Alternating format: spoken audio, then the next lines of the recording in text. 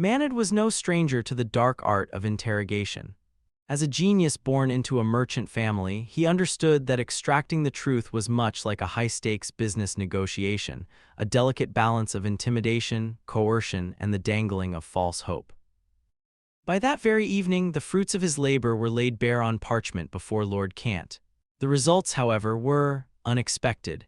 Kant's lips curled into a mocking smile as he read, "To conquer the human kingdoms of the Naran Desert, the Grayman Kingdom had gambled everything. They had mobilized every elite soldier, abandoning their coastal defenses in a desperate, succeed-or-die trying bid for colonization. They believe the human kingdoms are weak," Manhwa reported with a shrug. "In their eyes, a single knoll can slaughter 3 human infantrymen, 5 if they fight to the death." Kant looked to Fatties, who remained silent, acknowledging the grim reality. These gnolls were giants, standing 2.3 meters tall and weighing 150 kilograms of solid muscle. Their strength and speed were undeniably superior to any human foot soldier. Yet as Kant tapped the parchment, his tone turned peculiar. "But do these gnolls truly believe we fight with infantry alone?" Manhwa nodded. "It seems so. They have never seen cavalry. On the Mannheim coast, horses do not exist. Their only experience with mounted units is the elven moon deer cavalry archers who are notoriously weak in close quarters." Fatties snorted in disbelief. "It sounds like a joke. How can they hope to colonize a land like the Duchy of the Lion, a nation built on the backs of heavy cavalry, with nothing but foot soldiers?" "Asymmetrical intelligence," Manhwa concluded. "Because the desert acted as a barrier, the gnolls had no concept of a night's charge. They did not realize that even the strongest infantry formation could be trampled into the dust by a wall of armored stallions." "We must be prepared," Kant said, his voice dropping to a solemn tone. "We cannot afford complacency. Drachenheim stands alone. We have no reinforcements, no reserves. A single failure means the abyss." As night fell and the guards changed shifts, the conversation ended. Kant looked out at the brilliant galaxy stretching over the desert. A new week had begun. By dawn, the fortress was a hive of activity. Soldiers worked to clear the battlefield, disposing of the fallen, often by feeding them to the lower-ranking gnoll prisoners, who, in their desperation, did not mind the grim nature of their only meal. The morning sun rose over the desert, bringing with it the familiar flicker of the system dialog box. Khan stared at the financial summary, his brow furrowing as he watched the maintenance costs for his troops drain his savings, leaving his balance at a meager 2-digit number. He was effectively broke. But this was only temporary. By the start of next month, the caravan from Rivasheg would arrive, thanks to T. He merchant Jocelyn, Khan's 2,000 jackal man captives would become the most sought-after commodity in the Vigir kingdom. To the nobles, these creatures were nothing more than hardworking slave miners, and to Khan, they were walking dinars. They required so little to survive, hardly any food, barely any water. To keep them docile, Khan relied on the brutal efficiency of 50 Swadian infantry and 40 elite desert bandits. The guards were merciless. At the first sign of unrest, they killed without hesitation, leaving 20 severed heads hanging from the fortress walls as a grim warning. The corpses were tossed back into the pens, where the starving captives tore at their own kind, a rare, grisly delicacy that kept the survivors too weak to revolt. Inside the administration hall, Fatties approached the long table with a respectful bow. "Lord Khan," he reported, "the elemental giants have been annihilated." He placed 9 shimmering elemental gems and 2 tough magical pages onto the table. The Ravenstern Rangers were effective, though their arrows left minor flaws on the stones. Khan praised his commander, watching as a peasant woman carefully tucked the treasures away in a wooden wardrobe upstairs. The fortress was under a total curfew. Safety was the only priority. With 5 honor points burning a hole in his pocket, Khan whispered to the air, "System, open the lottery shop. 5 consecutive draws." The interface bloomed with 5-colored light. The rewards were substantial. A Vigir archery range, a camel breeding farm, 50 Vigir archers, 50 desert bandits, and a special springhead. Khan leaned back, a satisfied smile playing on his lips. The archery range was a game-changer. It allowed him to recruit 10 elite archers every week, bypassing the weak Swadian crossbowmen. In this harsh world, the power of a Vigir longbow was worth its weight in gold. The defense of Wurcheg Fortress was now absolute. The camel farm had finally solved the riddle of the desert. With these dromedary camels, the legendary ships of the desert, Kant could at last bridge the gap between the salt mines and the Dreadfort Pass. The vast, suffocating sea of sand was no longer a barrier, it was a highway. This lottery draw, Kant whispered with a growing smile, has solved everything. But then his eyes fell upon the final reward. His breath hitched. One word stood alone, Springhead. It was a simple name, yet its value outweighed every other gift combined. This was not a mere well. It was a direct link to the mysterious water elemental plane. It would generate its own veins of life beneath the earth, independent of nature's whims. System notification, a cold, mechanical voice echoed in his mind. Merging the Springhead with the existing Oasis is recommended to establish a systematic natural water network. Kant did not hesitate, place the Springhead. In his mind's eye, a golden card shattered into 1,000 fragments. From a god's eye view, he watched the data streams descend upon the North City wall. Suddenly, the earth trembled. The original spring, once a modest pool, began to heave. Water erupted 30 centimeters into the air, a thick, forceful fountain of liquid silver. It surged over the banks, overwhelming the drainage holes, spilling out toward the ancient, dried-up riverbeds of the desert.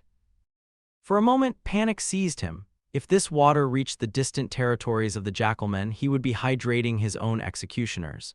But as if sensing his fear, the magical data streams receded. The runaway water vanished into the parched sand, leaving the enemy with nothing but heat and dust. Kant exhaled, his heart settling. Now, construct the Vigor archery range.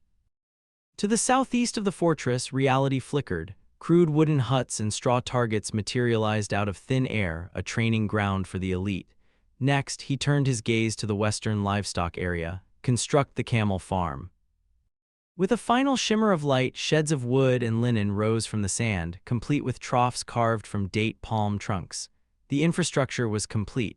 Though his pockets were empty of dinars, he now held the loyalty of 50 Vigor archers and 50 desert bandits. Kant looked out over his growing empire, his expression hardening with resolve. Everything is ready. The Jackalmen were coming, but they were marching toward their own graves.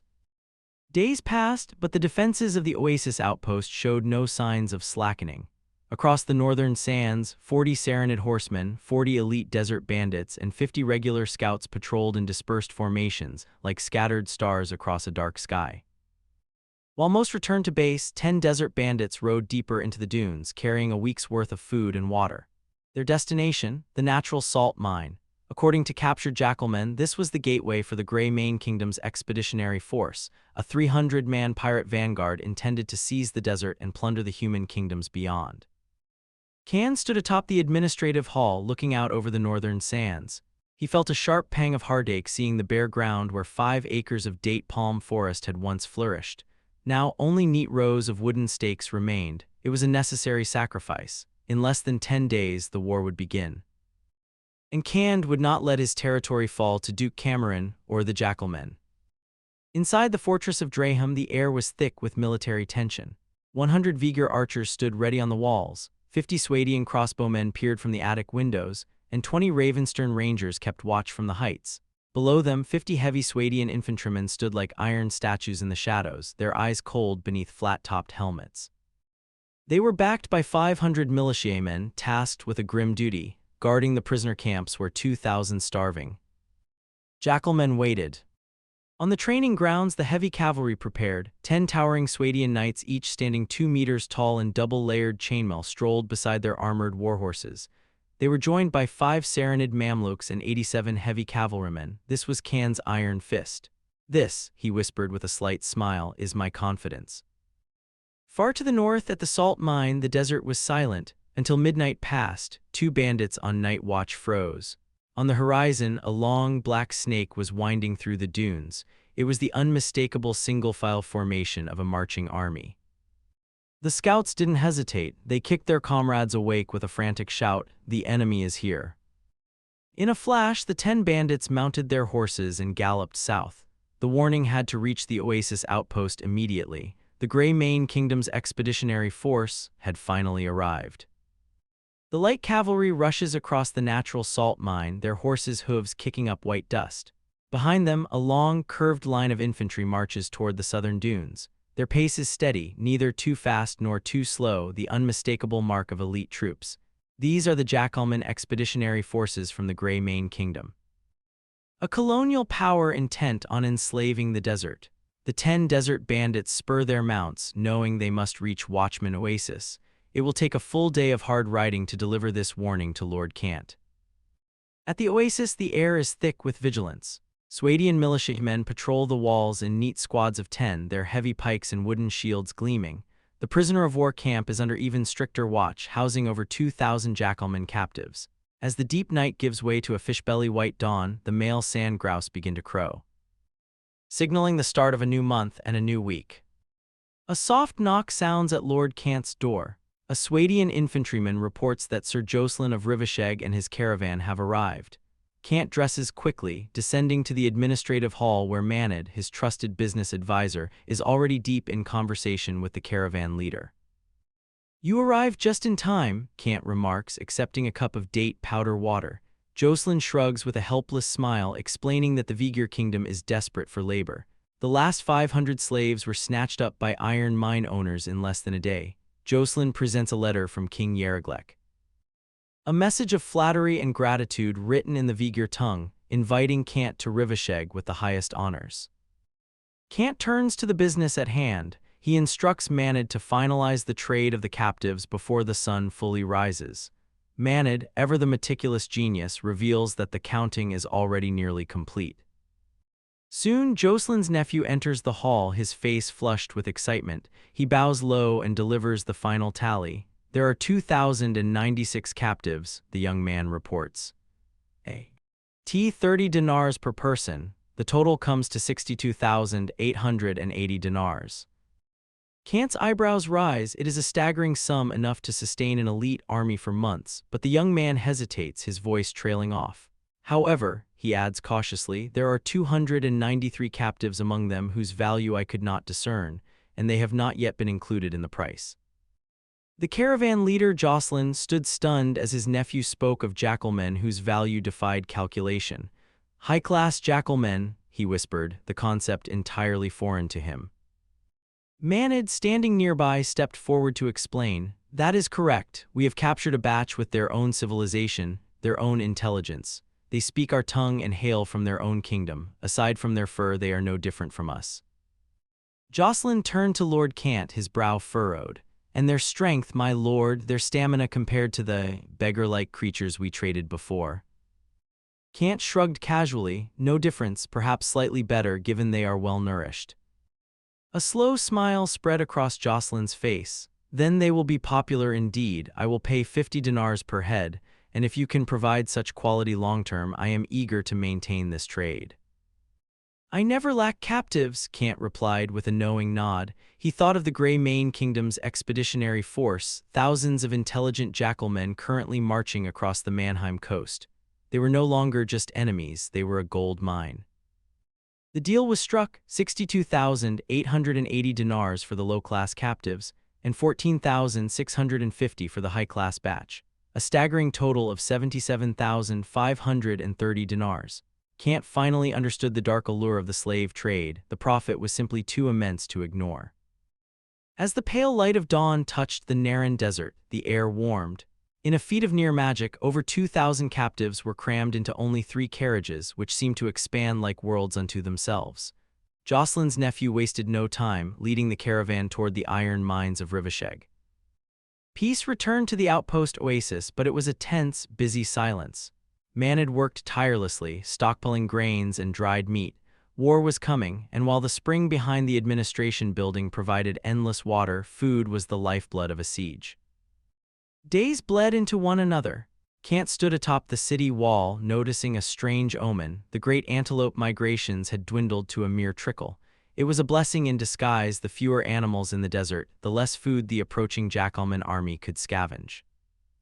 Suddenly, the Rodok ranger behind him stiffened, pointing toward the horizon. "Lord, the scouts are returning." 10 tiny black dots raced across the shimmering dunes. Kant's heart hammered against his ribs. He knew what their retu Aren meant. Bring them to the administration building, Kant commanded, his voice cold and sharp. Find Fatties and Manid, tell them the time has come. Tupac's legs felt like lead. Every step through the southern Naran desert was a battle against exhaustion and a throat that burned like open flame. Behind him, the weight of his chainmail and a massive two-handed battle-axe pulled at his strength, but it was the thirst that truly threatened to break him.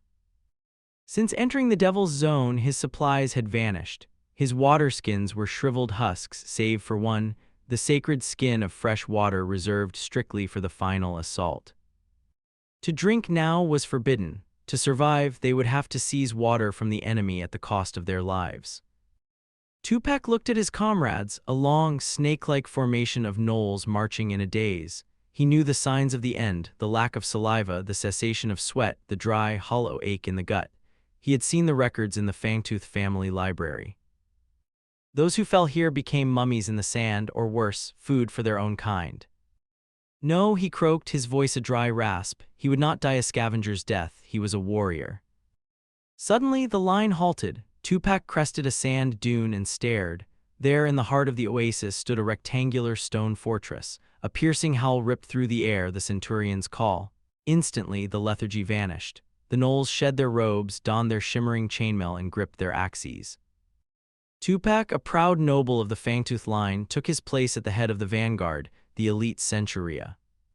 Across the distance, a human bell began to toll, thump, thump, thump. Tupac watched the human infantry atop the walls, their gestures mocking. "This is a massacre," he roared, his fury boiling over. He uncorked his final water skin, guzzling the sweet liquid as strength surged back into his weary muscles. Around him, 500 elite warriors did the same, their eyes turning a predatory red. Charge! They sprinted toward the eastern gate, a wall of iron and fur, 500 meters, 300, 100. Then a terrifying sound filled the air, a dense, rhythmic asterisk buzzing. Tupac looked up, the sky turned black. A torrential downpour of arrows and crossbow bolts arced from the battlements, falling with impossible density. Before he could even process the sight, a brown conical arrow pierced his eye socket, shattering his spine. Tupac fell not as a conqueror, but as a corpse. Behind him, the elite vanguard was erased in seconds, their bodies blooming with white-fletched arrows. Silence fell over the desert, broken only by the final, desperate howl of the gnoll commander ordering the entire army into a suicidal, blood-soaked frenzy. Oasis outpost was ready. Drehem had been waiting for this moment for a long time. The troops assembled with lethal efficiency, archers and crossbowmen moving into their preset positions, their eyes fixed coldly on the Grey Mane Kingdom's expeditionary force appearing atop the distant sand dunes. 100 Vigor archers held the watchtower and city gate. 50 Swadian crossbowmen manned the attic windows, while 500 Swadian militiamen armed with hunting crossbows and heavy stones lined the upper floors. Fatties moved through the attic, his face a mask of grim determination. He tightened his grip on his sword hilt, his voice low and steady as he instructed his men, "Aim before you shoot, strive for maximum damage." For Fatties, a Swadian noble, this was the most crucial battle of his life. Victory meant eternal honor, failure meant a noble death on the battlefield to protect Lord Kant. A slight commotion stirred behind him. Fatties turned to reprimand the soldiers, only to find Lord Kant himself standing on the wall, flanked by 20 elite Ravenstern Rangers. "Lord Kant, it is dangerous here," Fatties advised, his tone thick with worry. "The city wall is no place for a noble." Kant offered a faint, indifferent smile. "Nobles," he looked out the window at the approaching horizon, "these gnolls won't be rushing this wall anytime soon." Kant noted the enemy lacked siege engines. He ordered the Ravenstern Rangers to the east gate to bolster the defenses under Fatties's command. Fatties nodded, analyzing the field. Their main direction of attack will be the gate. Suddenly, a wolf howl pierced the air, urgent and resolute. The gnolls formed 5 phalanxes, shifting toward the east. 100-man squad broke away, charging forward with heavy axes. No diplomacy at all, Kant's voice was mocking, but his eyes were ice. Fatties drew his knight's sword. "All units, attention, await the firing command." He whispered to Kant that they would wait until the enemy was close to strike a decisive blow to their morale. The gnolls closed the distance, 50 meters, 40. "Fire!" The command echoed like a thunderclap. The air in the attic vibrated with the hum of bowstrings and the sharp asterisk thrum asterisk of crossbows. Outside, a black rain of bolts whistled through the air, tearing into the charging squad. Arrowheads punched through chainmail and muscle. The Ravenstern Rangers were surgical, their bodkin arrows finding foreheads and eye sockets with terrifying precision. In an instant, the sand was stained red, and the first wave of the Grey Mane Kingdom met the cold reality of Dreham's steel. Buzz, buzz, buzz. The bowstrings vibrate with a violent energy and arrows whiz through the air. Below the city wall, the desert sand is littered with shafts like blooming white flowers, all mixed with the thick, metallic scent of blood. Strong and burly Knoll warriors roar as they charge forward. They are covered in arrows, looking like massive, dying porcupines, pushing with every ounce of their strength until, finally, they collapse heavily to the ground. Cease fire. Fatty's voice rings out across the wall, in the towers and Elan. The battlements, the archers stop their knocking motions. The dense rain of arrows halts abruptly. Just 50 meters outside the wall, a Knoll 100-man squad has been completely wiped out. Their bodies are riddled with bolts, and the seeping blood has already stained the sand a deep, dark red. The scene is tragic, yet the soldiers on the wall remain indifferent. This is a life-and-death war. Pity does not exist here. They all understand that pity for the enemy is nothing but cruelty to themselves. Standing on the city wall, Lord Cant clenches his fists. His mouth feels dry. This is the calm before the storm. These gnolls from the Manhammer coast will not be deterred by a single volley. They have no retreat. Awo! A long, mournful wolf howl stretches out, filled with uncontrollable anger and despair. It is a desperate elegy. These gnolls are about to fight with their lives because they have no choice. Cant has dismantled their 10-year plan, destroyed their outposts, and seized their water. To retreat now is to die of thirst in the desert. To move forward is their only hope for survival. Aurora. The enemy commander lets out the signal for a general assault. 2,900 gnolls begin to advance in unison. With each step on the sand, a dull thud sounds like the slow gallop of heavy cavalry. A faint clatter, clatter rises from the dunes. It is the sound of chainmail clashing, the sound of the Grim Reaper shaking his bells. Everyone, Manage shouts from the watchtower, his voice tight with tension, prepare to fire. 500 Swadian militiamen raise their crossbows, their faces pale with grim determination. Even the battle-hardened veterans feel the weight of the momentum pressing against them. They are here, Fatty's whispers, his breathing quick. Cant steps forward, taking command of the wall. He turns to his captain with iron resolve. Fatties, go, assemble the cavalry at the south gate. If the wall is in crisis, you will lead the charge. Condor's face was grim as he watched the enemy formation press forward across the salt flats. His voice was a deep, commanding rumble as he gave the order, faster. Fatties hesitated, opening his mouth to dissuade him, but Condor cut him off with a sharp glare. Obey the order, faster. As you command, Fatties gritted his teeth. He turned without another word, hurrying down from the city wall toward the open ground where the heavy cavalry waited. This was a critical moment. There was no time for doubt. Fatties mounted his horse in one agile motion, drew his knight's sword, and roared to his silent men, all cavalry, follow me. The rumble of hooves shook the streets of the Draham fortress. At the south gate, peasant women, armed with pitchforks and cleavers, swung the heavy doors open. The cavalry streamed out into the desert, forming a thick, square cluster. They did not charge yet, they waited. Condor and Fatties both knew the truth, the fib. E-meter stone walls could not stop a gnoll attack alone. Once the beasts reached the wall, they would simply flip through the windows of the reinforced attics and begin a slaughter. The cavalry was the tactical wild card, the external pressure needed to break the siege. High above, a Ravenstern ranger reported the distance, 500. The ranger drew a bodkin arrow, pulled back his heavy white bow, and released. A soft twang echoed, and the arrow vanished, arching high before plunging into the eye socket of a leading gnoll. The creature fell, but its companions did not mourn. Instead, they hoisted the dying body into the air, using their fallen brother as a gruesome shield against the coming rain of wood and iron. 100, a Vigir archer shouted. Now the longbows joined in. Then, at 150 meters, the Swadian crossbowmen pulled their triggers. Finally, at 200 meters, the militiamen unleashed a downpour of projectiles. The air was filled with a ceaseless asterisk swish swish swish as death spread through the gnoll ranks. Yet the monsters pressed on. Using the arrow-riddled corpses of their kin as shields, they reached the base of the wall. With bloodshot eyes and savage roars, the lead gnolls dropped to their knees, offering their own backs as living ladders. The siege of Draham had truly begun. A desperate roar, Aowu, echoes across the dunes. These are not mere beasts, they are gnolls, civilized, wise, and fueled by a primal tyranny far more savage than their lesser kin. At the base of the Sentry Oasis walls, the front row kneels, turning their own bodies into a ladder of flesh. The back row steps mercilessly onto their companions' spines, scrambling toward the attic windows like a swarm of ants. Crossbowmen from the arrow towers rain down a crossfire of bolts, but the gnolls do not falter. Their eyes are bloodshot, frantic, determined to seize this fortress even if it costs them half their tribe.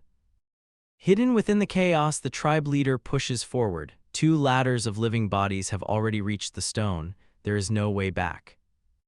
Kan stands atop the wall, his face a mask of cold resolve. As an exile, he too has nowhere to retreat.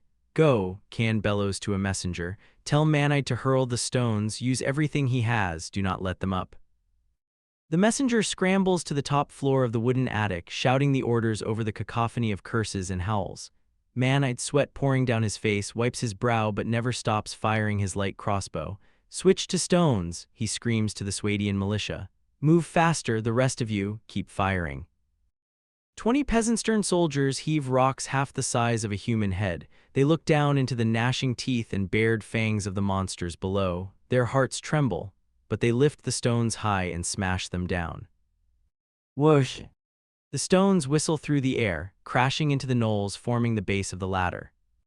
Red and white spray across the sand as skulls cave in. The power is devastating, greater even than the arrows of the Riston Rangers. The ladders of flesh collapse into a heap of twitching limbs. Yet the gnolls are possessed by a fearless madness. They use the growing pile of their own dead as a ramp, climbing higher and higher.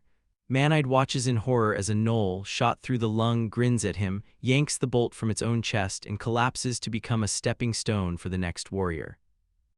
Madmen, Manhwa curses, they are all mad. A 2-handed battle-axe slams into the window sill, *bang*, sending wood chips flying into the scouts' faces. The enemy is at the threshold. Kan's voice cuts through the smoke, calm and resonant. Throw down the oil. Clay jars are hurled from the windows, shattering against the slope of corpses and soaking the gnolls in thick, amber lard. Torches. Burning brands are tossed into the drench. In an instant, a raging fire surges upward. Rolling, foul-smelling black smoke swallows the screams of the burning tribe as the fat of pigs becomes the fuel for their end. A Swadian crossbowman heaves a heavy clay pot over the battlements. It shatters against the lead jackalman's skull with a sickening crunch, instantly drenching the pile of corpses below in amber oil. A single torch follows, and in a heartbeat, the mound of dead bursts into a roaring inferno. The heat is oppressive. The flames feast on fur and linen, crackling with a hunger that forces the climbing jackalmen to howl in agony and retreat. For a moment, the madness in their bloodshot eyes clears, replaced by a primal fear of the fire. Their momentum breaks. Sensing the collapse, a centurion's mournful howl signals a retreat. In less than 30 minutes, the expeditionary army has abandoned over 600 corpses. As they scramble back toward the dunes, the human archers seize the moment. Whoosh, whoosh, bolts and arrows cut through the air, claiming 30 more lives before the monsters escape out of range. Kan watches from the wall, his solemn gaze relaxing only slightly. He looks to the golden lion banner fluttering above. He realizes that during their frenzied assault, the enemy's morale was fixed, immune to fear. Only now, in the wake of failure, does doubt begin to creep into their hearts. He climbs the watchtower to find Manhwa, who delivers grim news: "We are running out of crossbow bolts." Kan nods. He knows the high-intensity defense has drained every quiver. With a silent command to his system, he activates an ammunition resupply. In a shimmer of light, every quiver on the wall swells, instantly refilled with feathered arrows and steel bolts. But ammunition cannot fix exhaustion. His men's arms are heavy, their muscles strained from the relentless pace. Suddenly, another wolf howl pierces the air. The jackalmen are reorganizing, their desperation turning them into true suicide squads. They intend to charge the burning slope of their own dead, piling bodies until they can reach the windows. This attack might be even more frenzied, Manhwa warns, gripping his light crossbow. Kan's eyes narrow with a ruthless glint. He has one final arrangement prepared, but he will hold it until the end.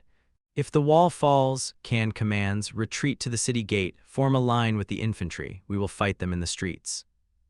Below the distant dunes, the jackal men begin to run. The second wave has begun. The Knoll expeditionary force wasted no time.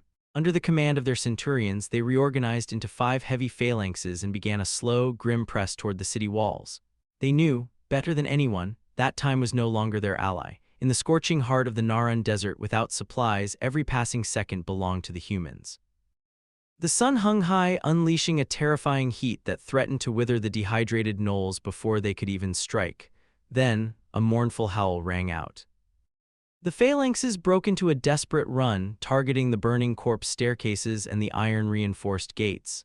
Kund watched them approach, his face a mask of unnatural calm. He raised his hand and commanded, "Free fire." The order echoed down the line, but the squad leaders were drenched in cold sweat. Their archers were reaching their breaking point, arms were heavy, and muscles screamed with every draw of the bow. Yet the Ravenstern Rangers loosed their first volley, and 50 gnolls fell instantly. The air filled with the relentless asterisk whoosh-whoosh of arrows and crossbow bolts. The gnolls in the front row became living shields, their bodies riddled with shafts, leaving bloody footprints with every step. "Concentrate fire," Kund shouted. The rain of arrows shifted, hammering the corpse-piled slopes to keep the climbers at bay, but the gnolls were beyond fear. They scrambled over the bodies of their fallen brothers, using the dead to build a higher, more stable staircase. Suddenly, a dull thud shook the air. "Lord Kund," a messenger cried out, "the city gate has fallen." Kund rushed to the stairs. Below, gnolls wielding massive two-handed axes were smashing into the Swadian shields. The sheer racial strength of the gnolls was overwhelming. Even the heavy infantry staggered under the blows. On the battlements, the situation turned dire as gnolls crested the wall, their axes clashing against the greatswords of the rangers. Kund's heart trembled as his elite archers began to fall. He could wait no longer. Reaching into his tunic, he touched 2 thin pages and whispered to the system, "Summon elemental giants." Outside the walls, the air rippled. From the desert soil and the very air itself, 4 towering behemoths materialized, 2 of earth and 2 of water, their eyes flickering with violent light. The Gnoll army, caught in the shadow of these giants, had no time to scream. Booms, booms, boom. The earth elementals charged, their massive mud arms smashing through the Gnoll men like living battering rams. Beside them, the water elementals flow with a terrifying, fluid grace.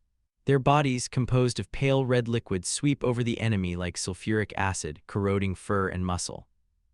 The gnolls howl in agony, their battle axes passing harmlessly through the shifting water, while the stone giants ignore the strikes entirely.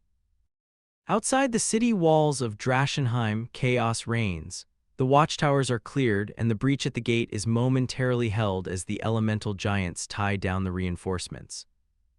From his position, Kund watches the carnage. The air is thick with the stench of blood and charred flesh. "Don't just stand there," he roars. "Clear the bodies and keep shooting." His archers, arms aching and hearts pounding, rain arrows down upon the disorganized horde, but Kund's eyes drift south, searching. He knows the true main force is hidden there. He is waiting. To the south, Fatties grips his sword, his face a mask of grim determination. His cavalry is restless, their horses shifting beneath them. "Quiet down," Fatties bellows, his voice a thunderclap. "If we charge now, we only delay the end. We wait until they are exhausted. We wait for the moment to shatter them." Back at the wall, the situation turns desperate. Manhwa, seeing the Swadian infantry failing, makes a hard choice. He calls upon the militiamen, simple men in leather armor, to throw themselves into the gap. "For Swadia," they cry, charging forward with wooden shields and combat hoes. They are outmatched and outarmed, but they use their very bodies to block the gate. They die by the dozens, but they do not break. Manhwa rushes to Kund's side. "Lord Kund, we must retreat to the administrative hall." "No," Kund replies, his face etched with ferocity. "Not yet." He watches as his summoned elementals finally collapse into essence, but they have done their job. The Gnoll offensive is slowing. Their swings are heavy, their movements sluggish. Suddenly, the banner of the Golden Lion snaps violently in the wind. An invisible wave of dread washes over the battlefield. The gnolls, already starving and weary, feel a sudden, crushing weight of cowardice.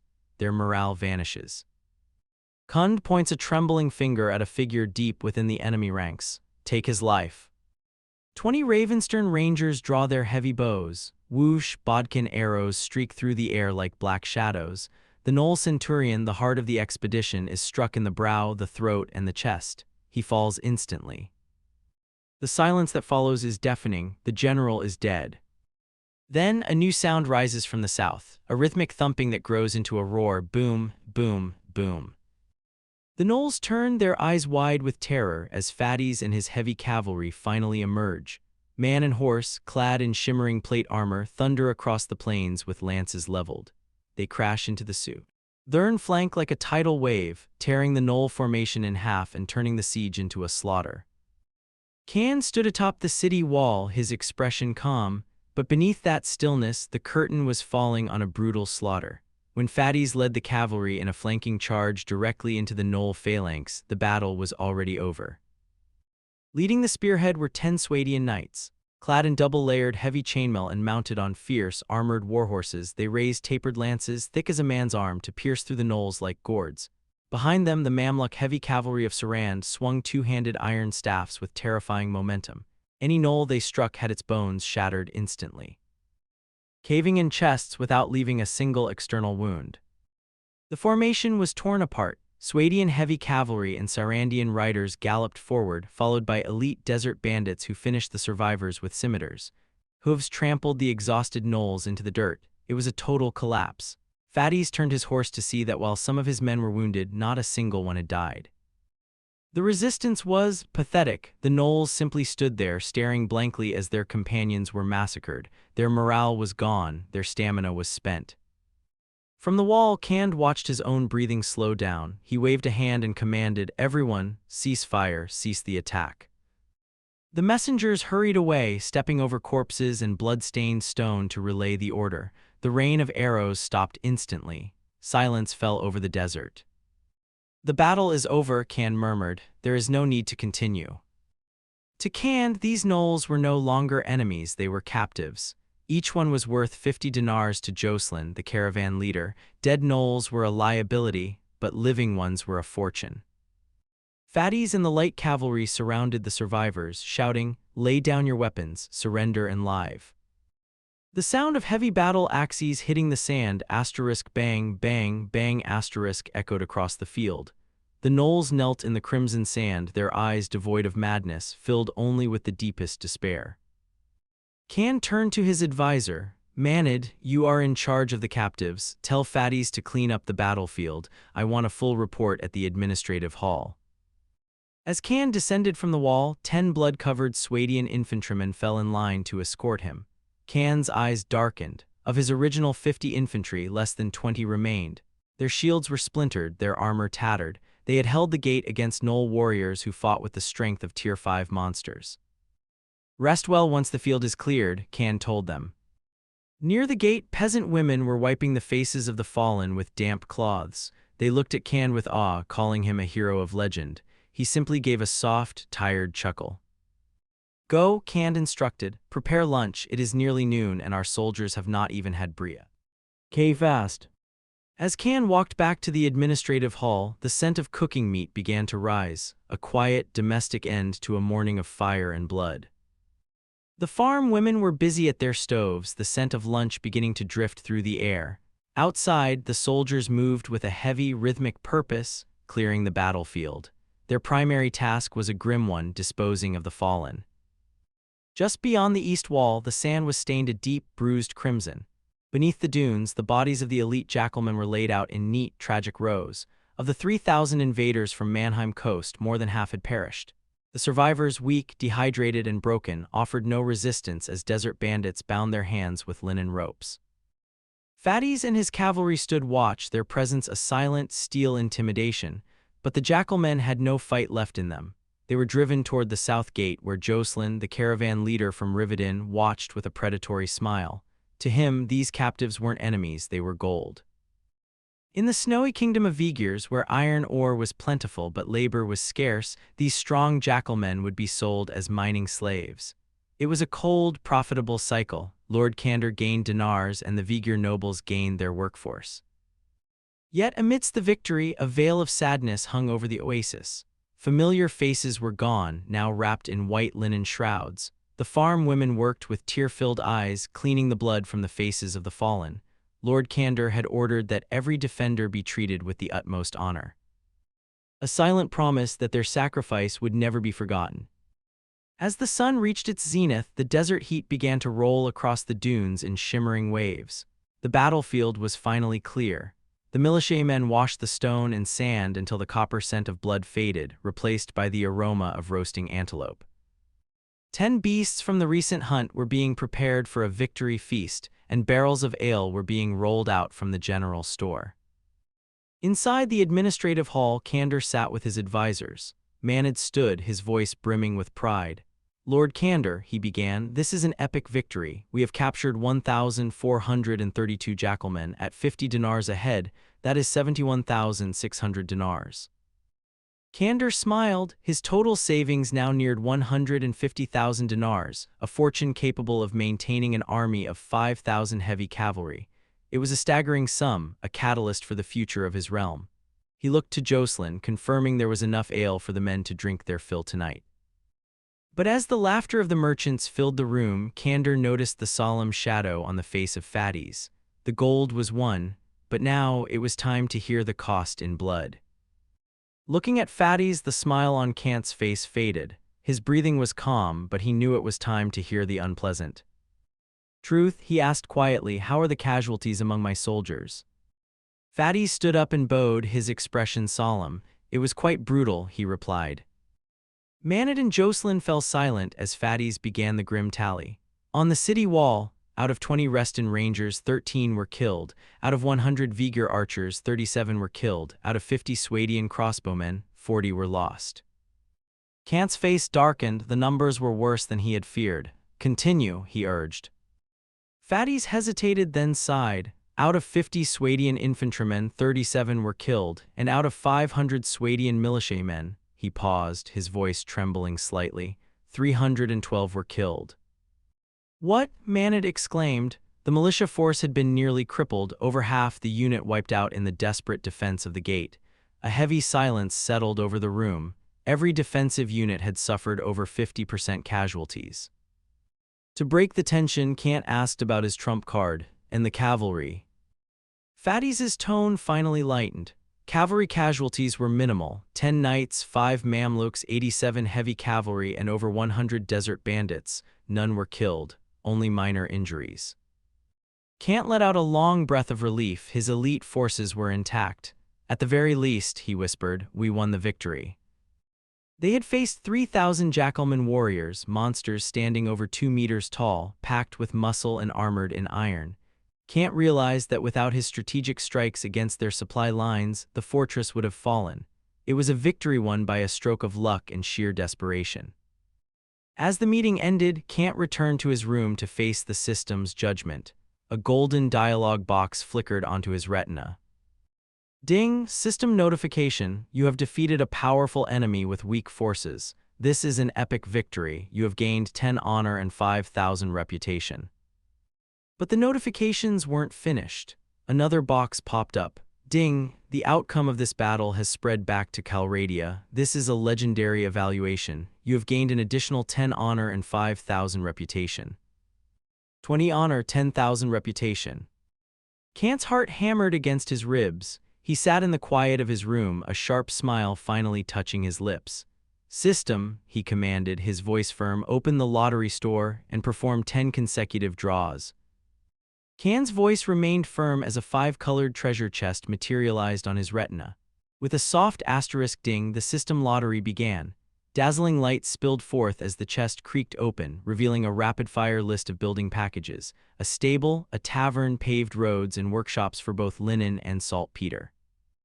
The light receded, only to flare again as 5 agricultural item packages appeared: date palm groves, wheat fields, Bermuda grassland, alfalfa, and flax. Cand raised an eyebrow, realizing the system was handing him the very foundation of civilization. These fields were more than just food. The palms would stabilize the desert sands, creating a protective oasis. Combined with the workshops, he now held the keys to agriculture, animal husbandry, and industry. Suddenly, a special package flashed. All things grow. Can looked out his window at the stumps of palms he had previously cut for firewood. With this miraculous power, those lost groves would flourish once more. Continue, Can commanded, spending his final 10 honor points. The second draw was even more staggering. After a few standard rewards, a hero named James, a ranger camp, and a horn called *might of command*, the system glitched into a streak of pure gold. 7 special packages in a row. These weren't just items, they were rule-bending powers, doubled recruitment, harvest weeks, and even the literal transformation of terrain into a lake. Then came the final prize, a town hall. Can stood abruptly, his breath hitching. This single building allowed him to establish a second village, a secret stronghold to ensure his survival if his primary fortress ever fell. Very good, he whispered, his 16 years of composure momentarily shattered by excitement. He immediately activated the hero and item packages. Far to the east, a middle-aged man in a black hood named James crested a sand dune, riding toward the fortress. Simultaneously, a magnificent ox horn inlaid with silver and gems appeared on Can's table. This was the *might of command*. Within 500 yards, it would bolster morale, prevent routes, and turn the tide of any slaughter. Can looked at the horn, a legendary artifact of war, and smiled. Between his new secret village and this divine instrument of leadership, the future of his kingdom was no longer a gamble. It was a certainty. On the battlefield, morale is the ultimate truth. History proves that high-spirited troops can crush a superior force, and now Kant holds the keys to this absolute power. With 2 artifacts, the deterrent presence to weaken his enemies and the commanding authority to embolden his men, he has secured an invincible position. Even the most loyal soldiers feel fear, but with these relics, the threat of a collapsing defense line has vanished. Very good, Kant whispers, a slight smile playing on his lips. With a thought, he accesses the system to materialize 21 golden cards. Instantly, a god's eye view pulls his consciousness 20 meters above the outpost Oasis. He begins to place his new structures with surgical precision. The stables are erected by the east gate for rapid cavalry deployment. The linen and saltpeter workshops rise in the western artisan district. Then there is the tavern, an economic powerhouse that will collect dinars from thirsty patrons. Kant places it strategically at the intersection of the military and residential zones. He pauses at the stone-paved road card. While a road to the salt mines would speed up trade, it would also expedite Oasis' secret locations. Development is the priority, he decides, choosing to keep his paths hidden for now. Next, the landscape transforms. Kant watches as 30 acres of lush date palm groves and 50 acres of vibrant wheat fields knit together, replacing the barren sand with fertile, system-generated soil. Swarms of desert bees emerge, drawn to the sweet scent of palm flowers. To the west, 20 acres of dense sedge grass and 20 acres of nutrient-rich alfalfa appear, the king of fodder that will turn his warhorses into majestic beasts of burden. Finally, Kant looks to the north of the lake to place the flax fields, envisioning future harvests of linen and oil. But his eyes truly light up at the final military building, the Ranger Camp. Hailing from the misty mountains of Ravenstern, these Tier 4 Rangers are elite skirmishers, boasting extreme accuracy that rivals even the Vigor archers. Kant places the camp near the city walls. With 10 new Rangers and 10 Vigor archers available every week, his fortifications are becoming an impenetrable forest of arrows. The outpost Oasis is no longer just a settlement, it is becoming a powerhouse. The buildings of the Watchman Oasis rose with impossible speed, fueled by prior planning and the effortless manipulation of the system's rules. Kandor stood silent, scanning the glowing packages listed upon his retina. With a deep, commanding voice, he gave the order, directly use Refugee Wave and Immigrant Wave. In his mind's eye, 2 cards shattered into streams of light. East of the Oasis, behind the shifting sand dunes, 1,000 souls appeared, 500 tattered refugees and 500 neatly dressed immigrants. As they approached, Vigor archers shouted from the watchtowers. 40 desert bandit elites and 70 bandits roared out from the city gates, spears leveled, only to lower them once they realized these were their own people, seeking Lord Kandor's protection. From his god's eye view, Kandor watched the gates where his commander, Fatties, spoke with a newcomer. It was James, the legendary doctor from Calradia. A master of surgery and first aid, James was the savior of soldiers. With him, the mortality rate of the wounded would be cut in half. Kandor felt a surge of satisfaction. Fatties led the cavalry, Manad managed the gold, and now, James would preserve the lifeblood of the army. But the desert is a cruel master. To sustain this growing population, Kandor activated terrain transformation. A golden card disintegrated, and a new lake 80 meters long and 3 meters deep carved itself into the earth, connecting to the existing waters to form a vital north-south artery. To ensure the water reached the thirsty fields, Kandor paid 100 dinars to summon a construction team from Suno. In 7 days, a network of canals would weave through 50 acres of wheat and 30 acres of date palms. Use growth of all things, Kandor commanded. A torrent of go. Elden data surged like a dragon, showering the oasis in a shimmering rain. Before his very eyes, harvested grass sprouted anew, and barren palm stumps exploded into tall trees, heavy with the scent of flowers and the promise of fruit. Kandor did not stop there. He moved to solidify his military might, doubling the recruitment at the desert bandit camp and upgrading the town hall. Now, 40 light cavalry would join his ranks every week, while raw Swadian recruits would be born as trained militiamen, armored, shielded, and ready for war. He looked at his final card, Week of Harvest. It was a power that defied nature, forcing crops to ripen in a mere 7 days. Kandor smiled. In this low-magic world, where even the mages of the Lionheart Duchy were bound to secular kings, his system was the ultimate authority. As a final notification flickered across his vision, his smile widened. Following their legendary victory, every single soldier in his army was now eligible for an upgrade. The desert was changing, and Kandor's true reign was just beginning. The system interface flickered across Khan's retina, displaying the battle-worn soldiers of Durham. Victory had brought a flood of experience, and for those who survived the Knoll assault, it was time for a transformation. Khan didn't hesitate. With a single thought, he commanded, upgrade all. The system prompted a staggering cost of 36,510 dinars. Khan gave the order to pay, and the air filled with the crisp, melodic clinking of phantom coins. Outside the ruler's hall, a stream of raw data enveloped the troops. In a breathtaking moment, bodies grew burly and strong, weapons and armor shimmering into existence as if by magic. The Swadian militia, who had held the gates with their very lives, skipped entire ranks to become Tier 4 Swadian heavy cavalry. The 13 surviving infantrymen, the iron core of the defense, ascended to become Swadian sergeants, the most luxuriously equipped Tier 5 infantry on the continent. On the walls, the Vigor archers transformed into 63 sharpshooters in gleaming chainmail, while the few surviving crossbowmen became elite Swadian sharpshooters. But the true terror was the cavalry. 87 Swadian heavy cavalry rose to the rank of Swadian knights, steel-clad titans on armored warhorses. Combined with 45 Saranid Mamluks, Khan now possessed nearly 150 heavy tanks of the medieval world. Khan exhaled, calling up his data interface. His savings remained strong at over 112,000 dinars, and his renown had surged to 13,700. The fortress was thriving, fields of wheat and flax were greening the desert, and the system's evaluation finally offered praise instead of sarcasm.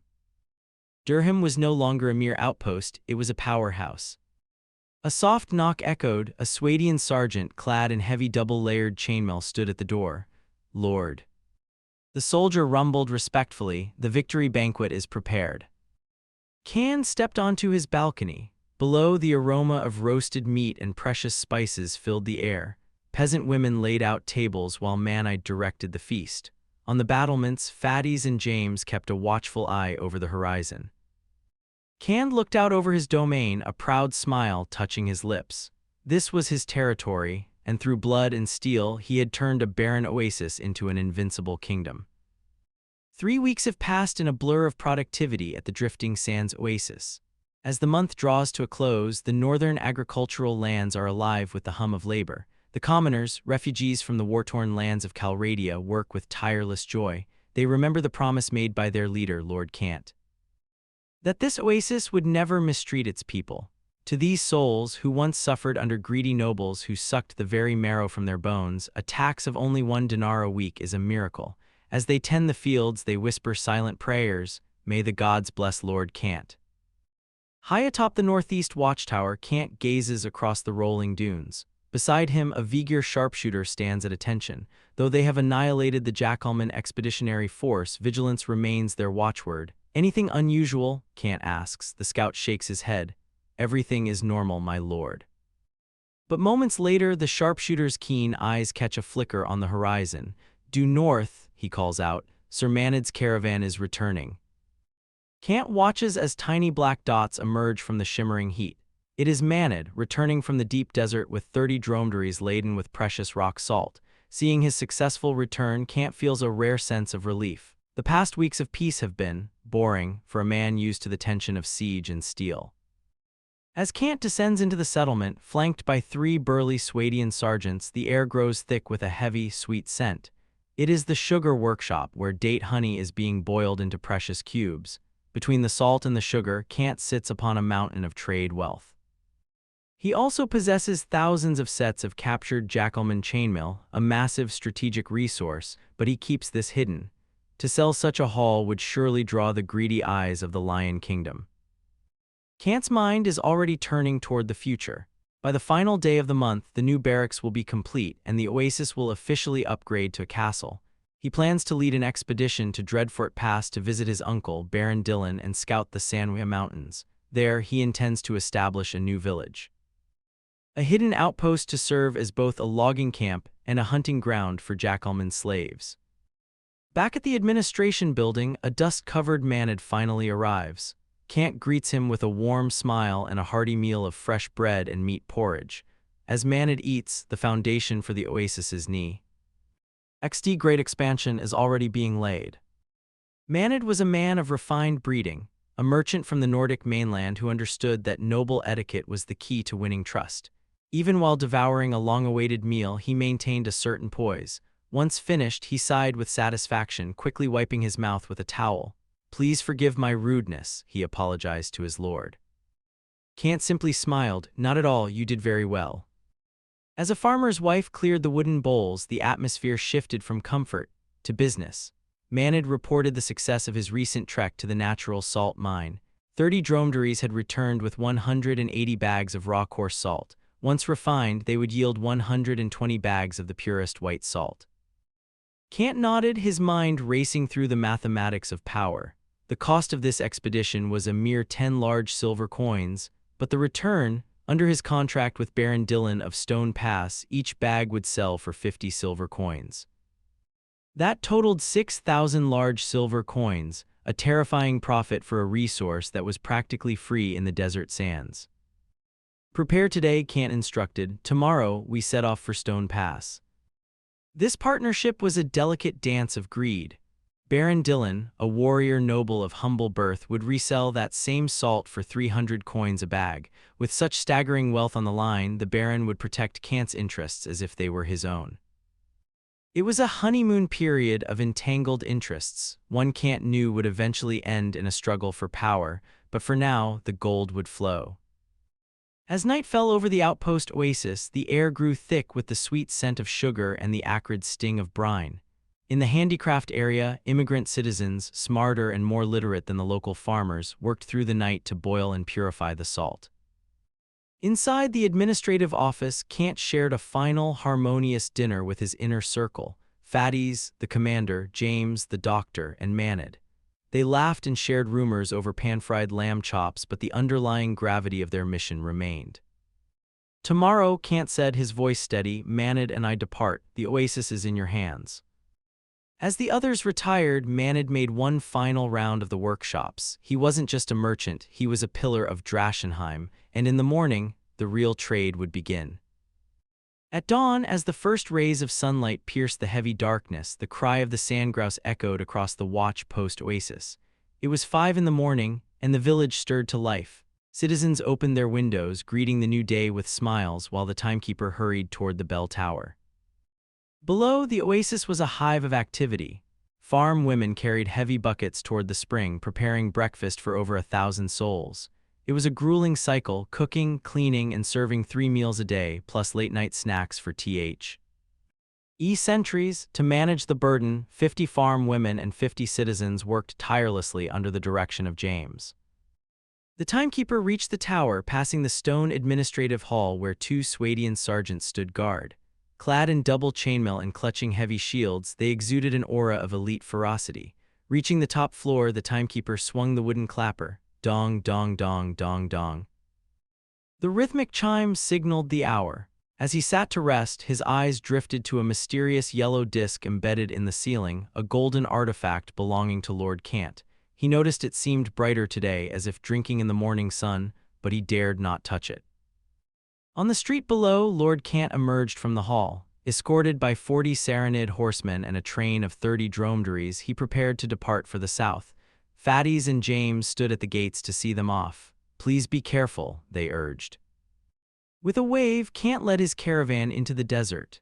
The serenade horsemen, heavy, agile assault cavalry, spread out, their lances ready. Any low-level jackalman foolish enough to approach was met with a swift, lethal charge.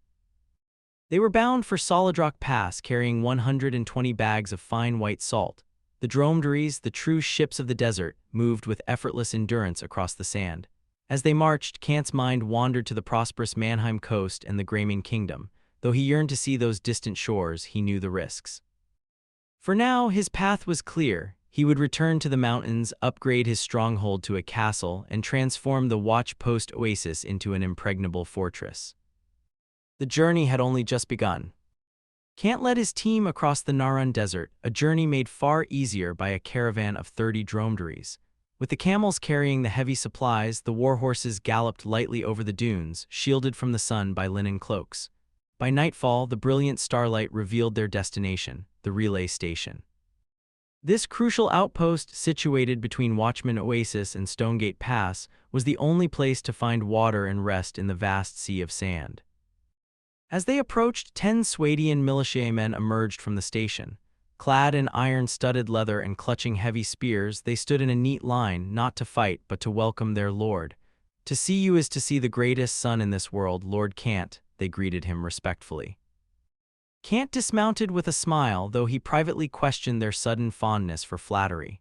Manhwa, his trusted advisor, explained the truth. The men were simply bored to tears. Stationed in the middle of nowhere with no entertainment and little news, they were desperate for a rotation. Cant, feeling a flicker of sympathy, promised to arrange a replacement once he returned to the Oasis. The militiamen cheered, their spirits instantly lifted. Inside, the team enjoyed a hearty meal of barley porridge, crispy bread, and fried cabbage with antelope meat. The militiamen had even prepared a hot bath for Cant, a luxury he accepted without hesitation. After a day of desert heat, the entire group fell into a deep, peaceful sleep, protected by the vigilant watch of the 10 guards. At dawn, the journey resumed. Before departing, Cant offered the militiamen a new opportunity. "I will establish a village in the Manhwa Mountains. It will be dangerous, but there will be chances to prove yourselves."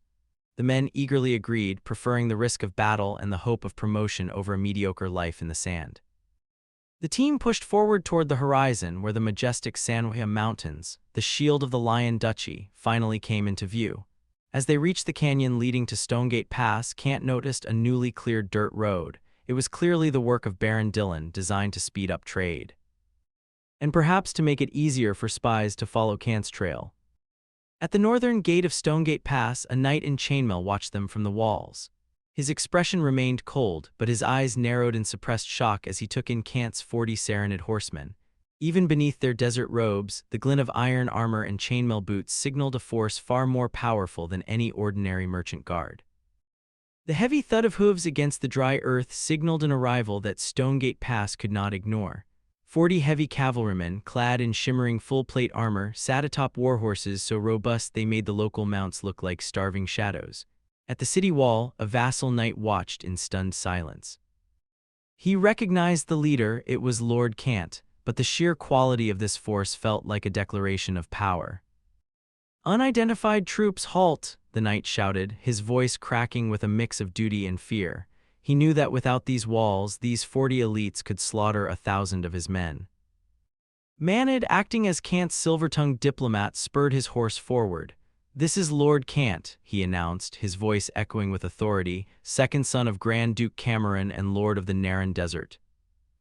The knight wiped cold sweat from his brow. He refused entry until Baron Dillon himself arrived. When the Baron finally appeared on the battlements, his eyes widened. He saw the Saran helmets, the thick chainmail, and the magnificent stallions. Deep within his gaze, a flicker of greed danced. He possessed nothing that could match this. "Open the gates," Dillon roared, suddenly playing the part of the gracious host. "This is Baron Kant, a friend of Stonegate. How dare you keep him waiting?" As the massive wooden doors groaned open, the two lords met. "Dear young Kant," Dillon beamed, embracing him with practiced warmth, "it has been far too long." "I am equally happy to see you, Uncle Dillon," Kant replied, his smile polite but guarded. They walked arm in arm into the fortress, followed by the heavy clatter of the caravan. Inside the lord's hall, silver candelabras flickered with beeswax candles, a rare luxury in the north. But as they sat, Kant's nose wrinkled. "Is something wrong?" Dillon asked, his smile faltering. "These candles, Uncle," Kant remarked, gesturing to the flame, "they aren't pure, they are reprocessed scraps, a common scam by South County merchants. The pungent smell gives them away." Dillon's face flushed with sudden, sharp indignation. "Those dirty scoundrels," he hissed. Kant offered a look of pity, a subtle reminder that while Dillon held the walls of Stonegate, it was Kant who now held the true wealth and the keener eye. Baron Dillon's face was a mask of fury. "Those cunning merchants from the southern county," he growled, his voice echoing through the Lord's hall. "If I ever encounter them again, I swear I'll hang them." As a powerful baron of the Lionheart Duchy, his threat was no idle boast. The law permitted the immediate execution of any merchant who dared defraud a noble. The atmosphere grew icy. Along the long table, the vassal knights of Stonegate Pass sat in mortified silence. Only moments ago, they had been praising the craftsmanship of the beeswax candles lighting the room, but now Lord Kant, a high-born noble, had exposed them as worthless, counterfeit junk. The knights flushed with shame, feeling like the very bumpkins they despised. "Uncle Dillon, they are just candles," Kant said, offering a gentle smile to break the tension. He suggested that the unscrupulous merchants were the true losers, having forfeited a wealthy patron. Though Dillon grumbled about his wasted silver, he eventually relented. He clapped his hands, shouting, "Serve the meal." A lavish banquet soon filled the hall: roasted fat quails, antelope tails, sliced white bread with cheese, and malt ale. For dessert, there were honey-coated apples and thick, seasoned milk soup. As the aroma wafted through the air, Dillon's mood softened. He apologized for his outburst, and the two began to eat. As the night deepened and the counterfeit candles were replaced, the conversation turned toward Kant's protectors, 10 robust Sarandian riders. Dillon noted their knightly physiques, but Kant sighed, explaining that in the barren hell of the Narran Desert there were no villages to grant as fiefs. "I understand," Dillon said, his voice tinged with nostalgia. He recalled campaigning there 10 years prior under Kant's father, Duke Cameron. He offered Kant a permanent place at Stonegate Pass, but Kant firmly shook his head. He refused to hide like a turtle. He had a duty to his people and a promise to his father to rule the desert. Touched by this ambition, Dillon compared Kant's resilience to his late mother, Princess Sophia, a name rarely spoken in the duchy. To honor Kant's arrival, the Baron announced a small-scale jousting tournament for the following afternoon. The hall erupted in hushed, excited whispers from the knights. "Uncle Dillon, isn't this too wasteful?" Kant asked, visibly moved. Dillon simply smiled, patting his chest. "It is for family, just your guards and my knights, a welcome befitting your return." The matter of the tournament was decided. As the banquet ended, excited vassal knights carried the news into the streets of Stonegate Pass. A tournament was no small affair, and the prospect of catching Baron Dillon's eye drew the attention of every ambitious landowner and merchant in the region. But the protagonist of the coming spectacle, Kant, sat in his room with a mask of absolute calm. The chamber was far more luxurious than during his last visit, adorned with fine wool and smooth velvet.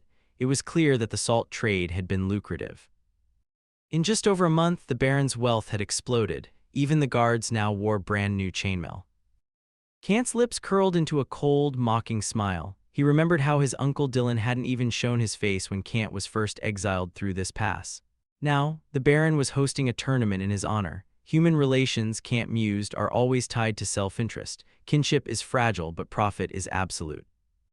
A soft knock disturbed his thoughts. Manhwa entered, whispering that the silver coins from their trade were secured on the camels under heavy guard. They spoke briefly of purchasing iron tools, but the conversation remained shallow. Kant knew the walls had ears, and he was right.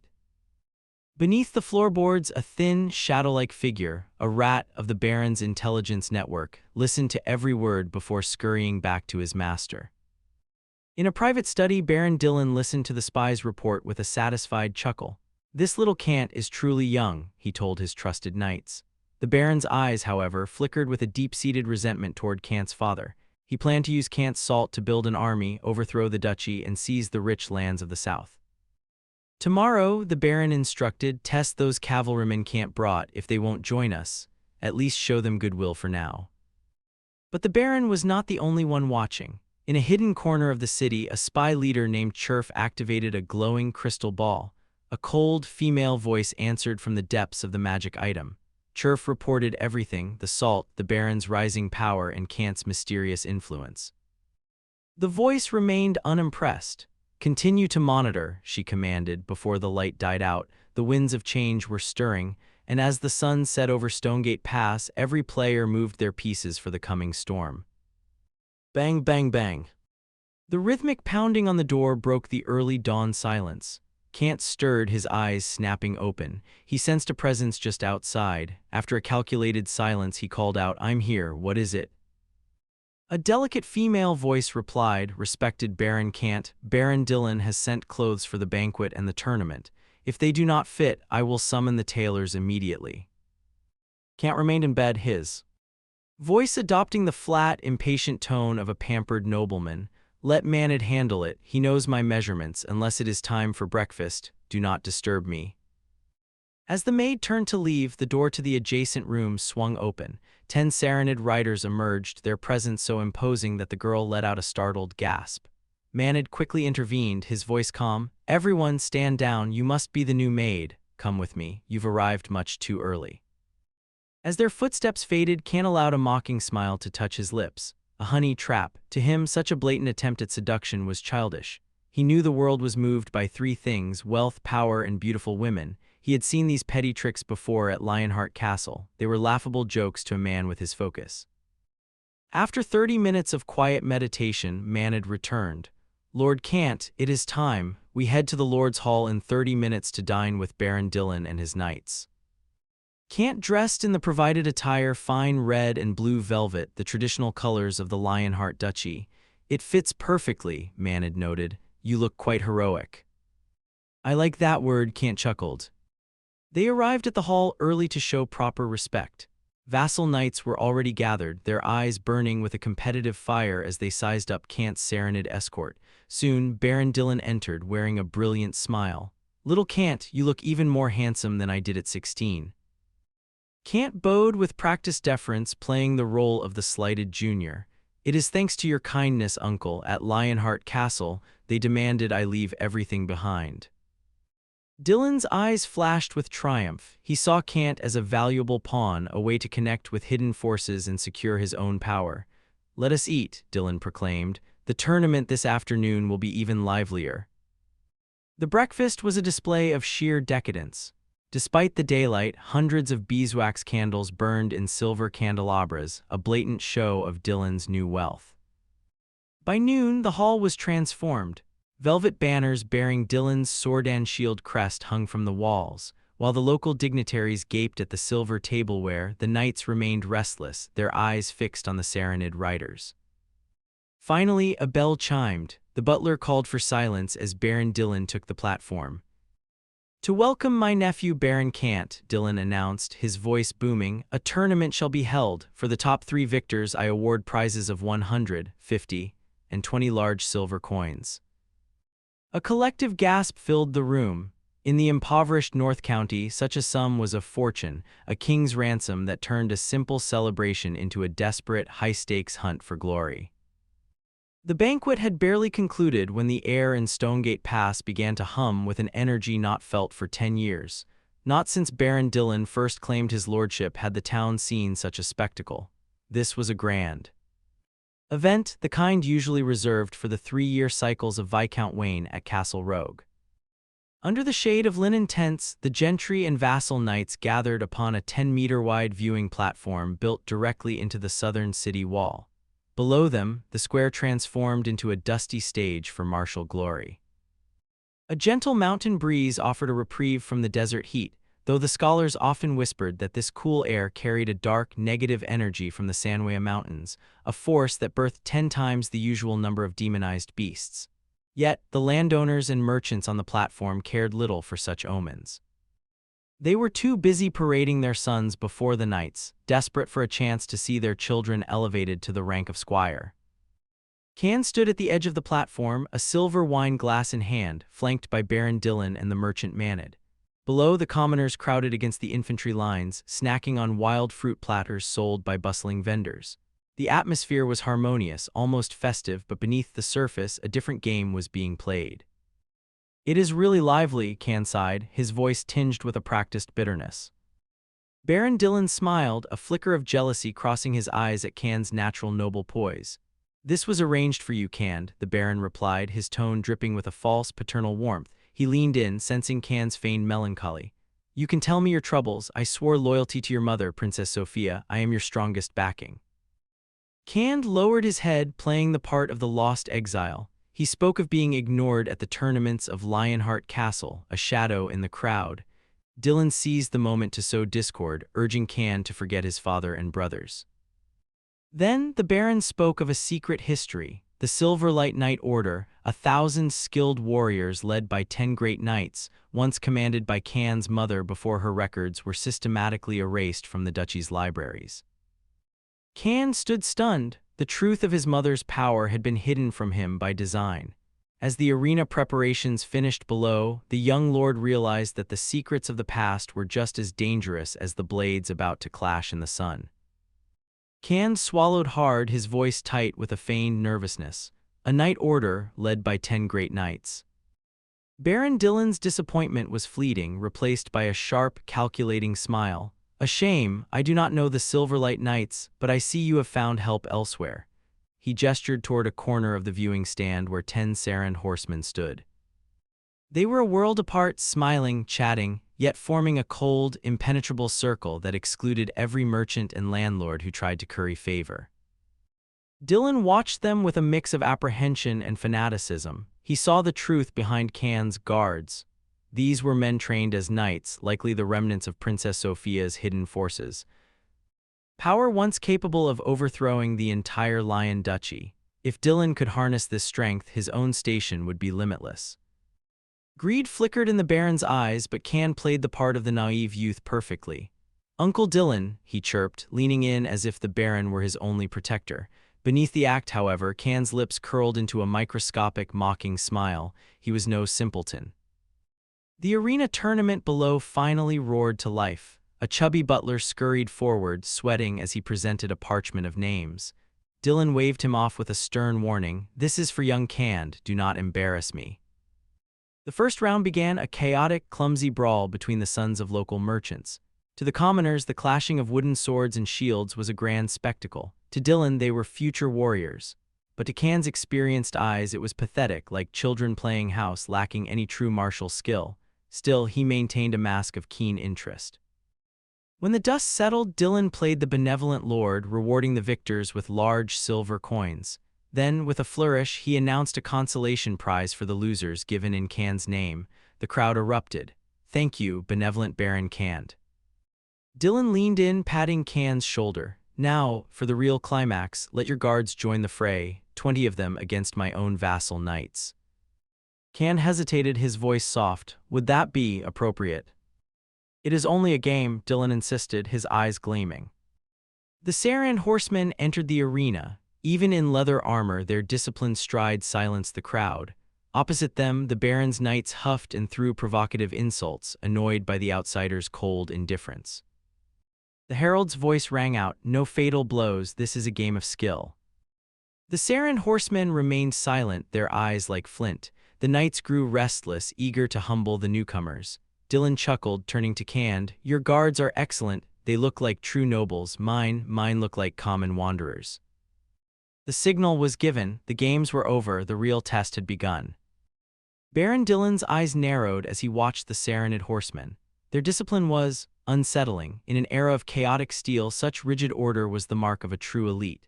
The Baron couldn't help but wonder, how could Kant, an exiled noble struggling in a barren desert, possess 40 guards of this caliber? Suspicion flickered in his gaze. Surely, Princess Sophia's legacy held secrets far greater than he had imagined. The scene shifted to the arena below the city walls. 10 vassal knights stood on the left, facing 10 Serenade horsemen on the right. Because the space was tight, both sides were dismounted. Baron Dylan watched with a prideful smirk. His knights were rugged survivors of the Manhwa mountains. Kant, however, remained silent, secretly doubting if his Tier 4 troops could truly best the Baron's seasoned men. The servant raise. The flag begins.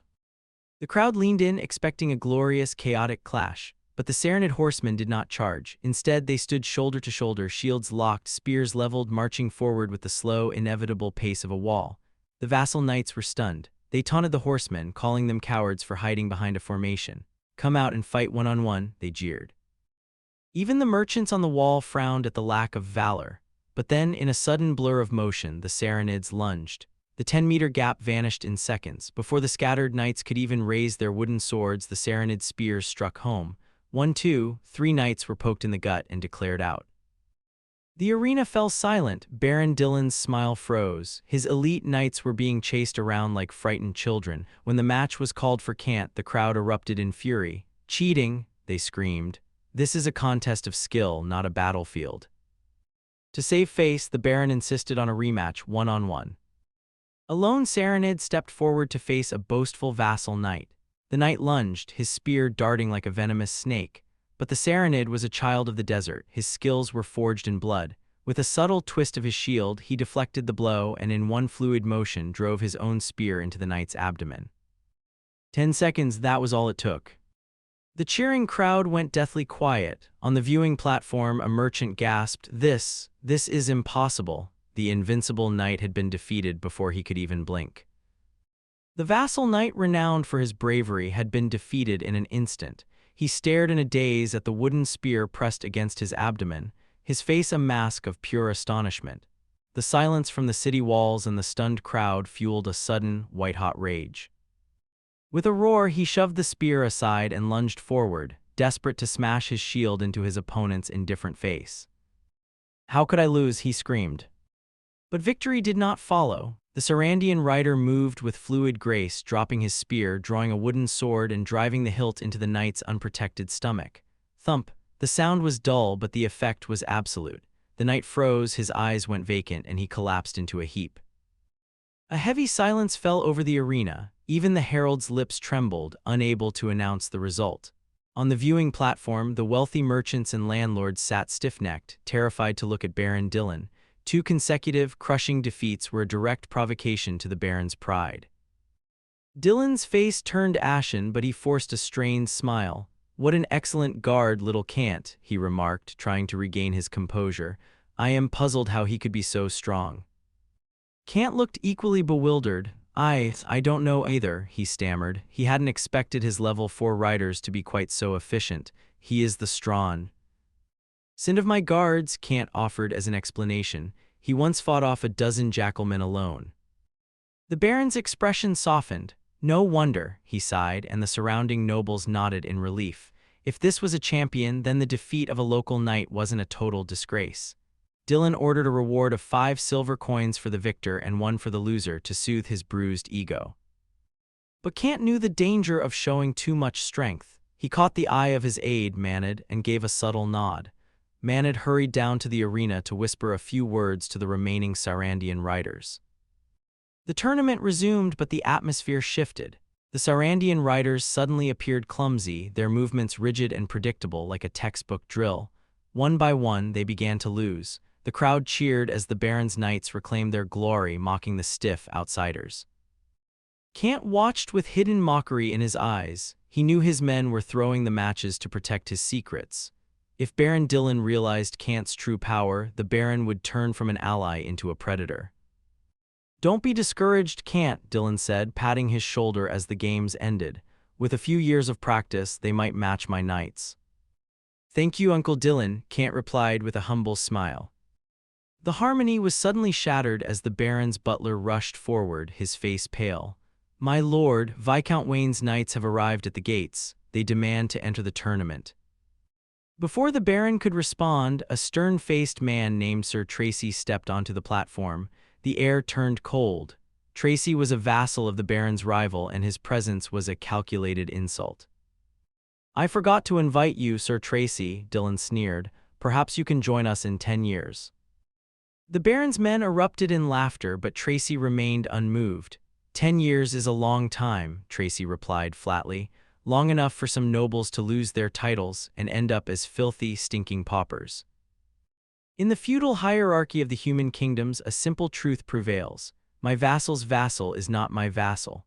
This political shield allows Knight Tracy, a man serving Viscount Wayne, to stand atop the viewing platforms of Stonemason Pass and openly mock its ruler, Baron Dylan. "Knight Ritzy," Baron Dylan snorts, his eyes narrowing with suppressed rage, "your fief is a 2-day journey east. You've gone to great lengths for my tournament." Tracy smiles thinly. "I came to prove I am the strongest, and to show that no knight here can compare to me." The insult hangs heavy. Baron Dylan's face turns ashen, his teeth clenched, while his own vassal knights roar in fury, daring the arrogant visitor to enter the arena. Tracy doesn't hesitate. With a mocking laugh, he steps to the edge of the 7-meter-high city wall and, to the collective gasp of the crowd, simply jumps. He lands with a heavy asterisk thud, unharmed, calling out from the dust, "Let's start quickly." The Baron's knights freeze. That height should have broken his legs. "A great knight," Dylan whispers, realizing Tracy has mastered extraordinary supernatural power. Watching from the shadows, Can sees a notification flash across his vision, a temporary quest to contact this extraordinary power. Seizing the moment, Can approaches the Baron. "Uncle Dylan, let my strongest guard test him first. Let us teach this man some manners." Relieved to let someone else take the risk, the Baron agrees. Can signals Manhwa, and soon, a seasoned Saran rider enters the arena. The duel begins with professional precision. The Saran rider thrusts his heavy wooden spear, but Tracy deflects it with ease. The rider transitions instantly, dropping the spear to draw a wooden sword in a perfect upward slash. "Impressive," Tracy admits, blocking the blow. "You have the soul of a veteran, but no technique can overcome a great knight." Suddenly, Tracy's eyes glow with a faint crimson light. A low hiss of heat, like a sudden burst of flames, erupts around him. He moves with impossible speed, becoming a blur. Before the Saran rider can even blink, Tracy is upon him. A shield strike, backed by a supernatural heatwave, shatters the rider's wooden sword and sends him flying 4 meters backward. The rider hits the ground, coughing blood, his chest bruised by the invisible force. The arena falls into a stunned, terrifying silence. The Saran rider stands slowly, nodding to his victor. He has felt the touch of the extraordinary, and it is a power beyond mortal steel. The dust of the arena settled, but the tension remained thick. This was an athletic competition, not a battlefield, and Knight Ritich had shown mercy to the Saranid rider. With a confident smile, Ritich offered the man a place in Viscount Wayne's service. The Saranid, loyal only to Kant, wiped blood from his lip and gave a blunt reply, "No interest." High on the viewing platform, Baron Dylan's face was pale. He had spotted Ritich's weakness. The man was a newly ascended great knight, arrogant and green. With a subtle nod, Dylan dispatched his own vassal knight. The warrior moved like a nimble leopard, leaping from the high stone wall and landing effortlessly in the arena below. The commoners gasped. A legendary great knight. In the center of the ring, the two titans faced off.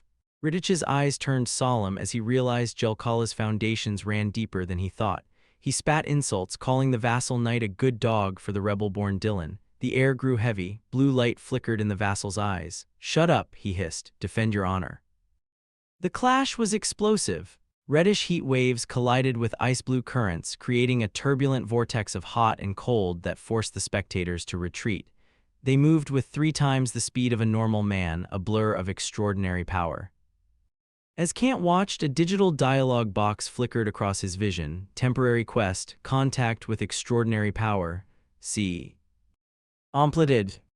Suddenly, a golden card shattered in his mind. A wave of intense, searing heat flooded Kant's veins. His breathing became rapid, heavy as his body was forcibly reshaped. To the onlookers, he appeared merely stunned by the spectacle, a puppet-like boy overwhelmed by the fight, but beneath his skin, Kant felt a transformation. His muscles hardened, his mind filled with the mastery of every knightly weapon and steed. He felt strong enough to punch through stone. He had attained the knight's physique. Below, the duel ended. Riddich's wooden sword was encased in ice, shattering as it hit the ground. "I lost," he conceded, his pride wounded. He declined a banquet invitation, mounted his horse, and rode out of Jelkala with a final, cryptic warning for Baron Dylan. As the sun dipped below the horizon, the commoners cheered and the nobles flocked to Dylan's champions. Kant stood in the shadows, unnoticed and underestimated, a 16-year-old boy who now carried the hidden, lethal strength of a master knight. The tournament champion was, of course, the vassal knight. To honor the victory, a chubby butler presented a silver tray laden with 100 large silver coins, each as wide as an egg and etched with the likeness of Duke Cameron. The dignitaries in the hall practically salivated at the sight. In the barren North County, this small pile of silver was worth more than hundreds of acres of land. With a face full of gratitude, the knight accepted the prize and retreated to secure the fortune before returning to the festivities. The atmosphere was harmonious, yet beneath the surface, tension simmered. Kant sat with Baron Dylan, sipping wine as the older man offered a backhanded instruction.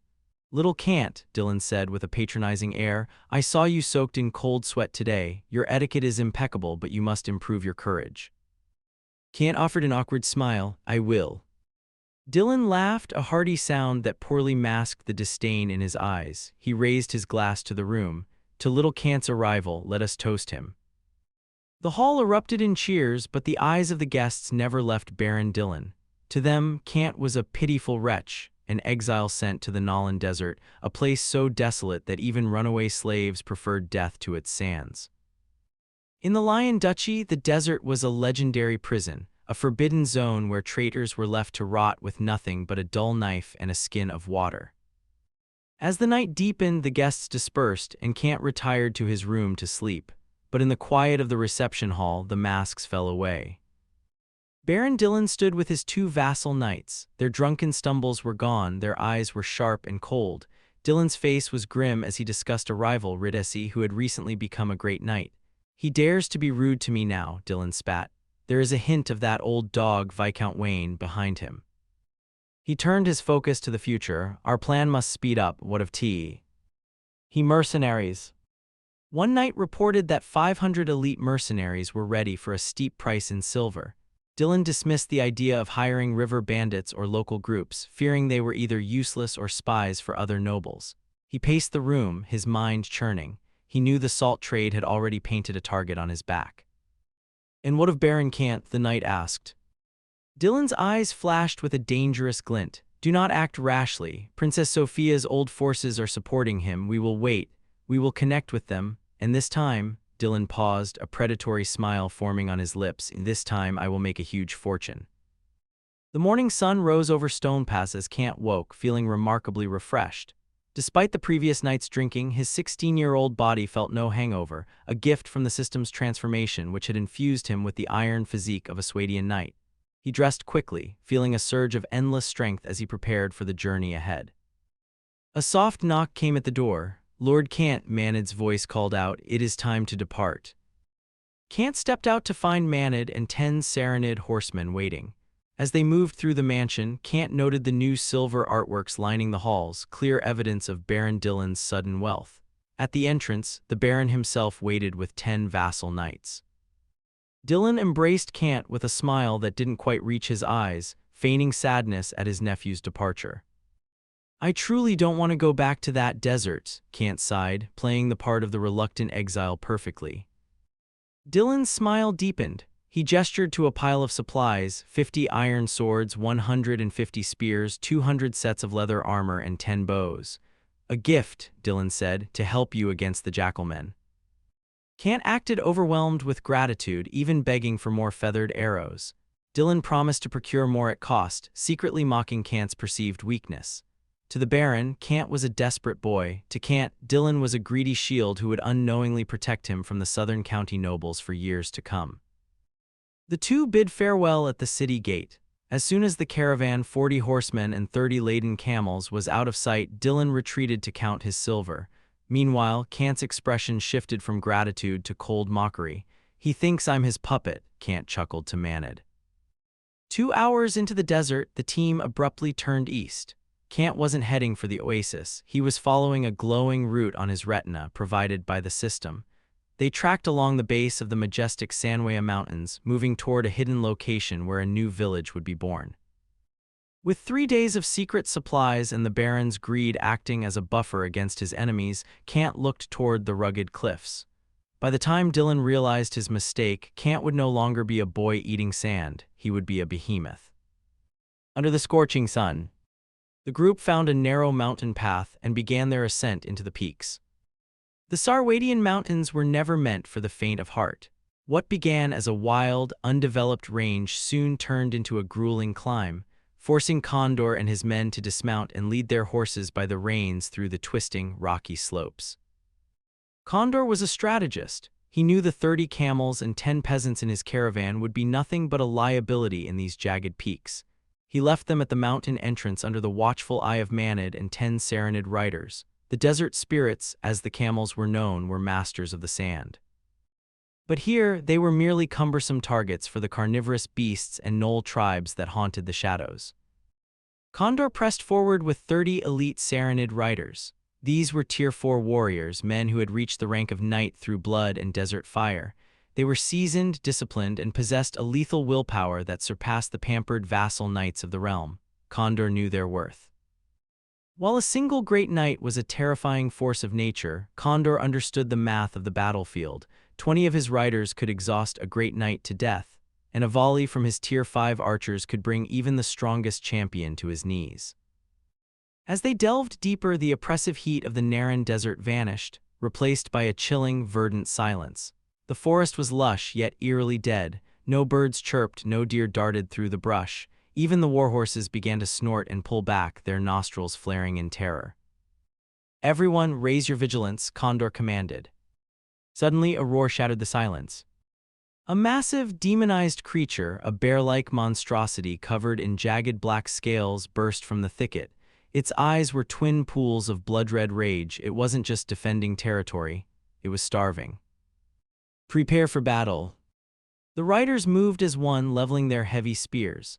Condor acted instantly, drawing a warbow gifted by Baron Dylan. He loosed 2 arrows in rapid succession, *whoosh*, *whoosh*, striking the beast in the cheek and chest. But the creature didn't falter. It charged with the force of a battering ram. The impact was violent. Spears braced against earth and bone, piercing the beast's eyes and maw. As the monster thrashed in a final, desperate frenzy, Condor drew his sword. With a swift, knightly thrust, he drove the steel deep into the creature's ear canal, straight into the brain. The mountain fell silent once more as the behemoth collapsed, twitching, and then finally still. The battle was over. At Kant's feet lay the massive, 3-meter-long corpse of a demonized black bear. He pulled his sword from the creature's ear canal, watching as dark blood and grayish brain matter dripped from the blade. His decisive strike had pierced the skull, killing the beast instantly. "No casualties," the Saranid horsemen reported. They pulled 30 spears from the carcass, relieved that the shared force had spared their weapons from breaking. Kant frowned as he examined the creature. Its fur was fused with dark, interlocking scales, a biological armor concentrated on its chest and shoulders. This was a common species of demonized creature, possessing double the strength of a normal bear. Kant recalled his studies. If this had been a ferocious species, they would have faced total annihilation without a great knight or a master mage. "Are feathered arrows ineffective?" Kant wondered, pulling 2 shafts from the bear's thick hide. They had barely scratched the surface. He realized his own archery skills, learned as a hobby in Lionheart Castle, were insufficient. He needed Ravenstern Rangers, specialists who thrived in these treacherous heights.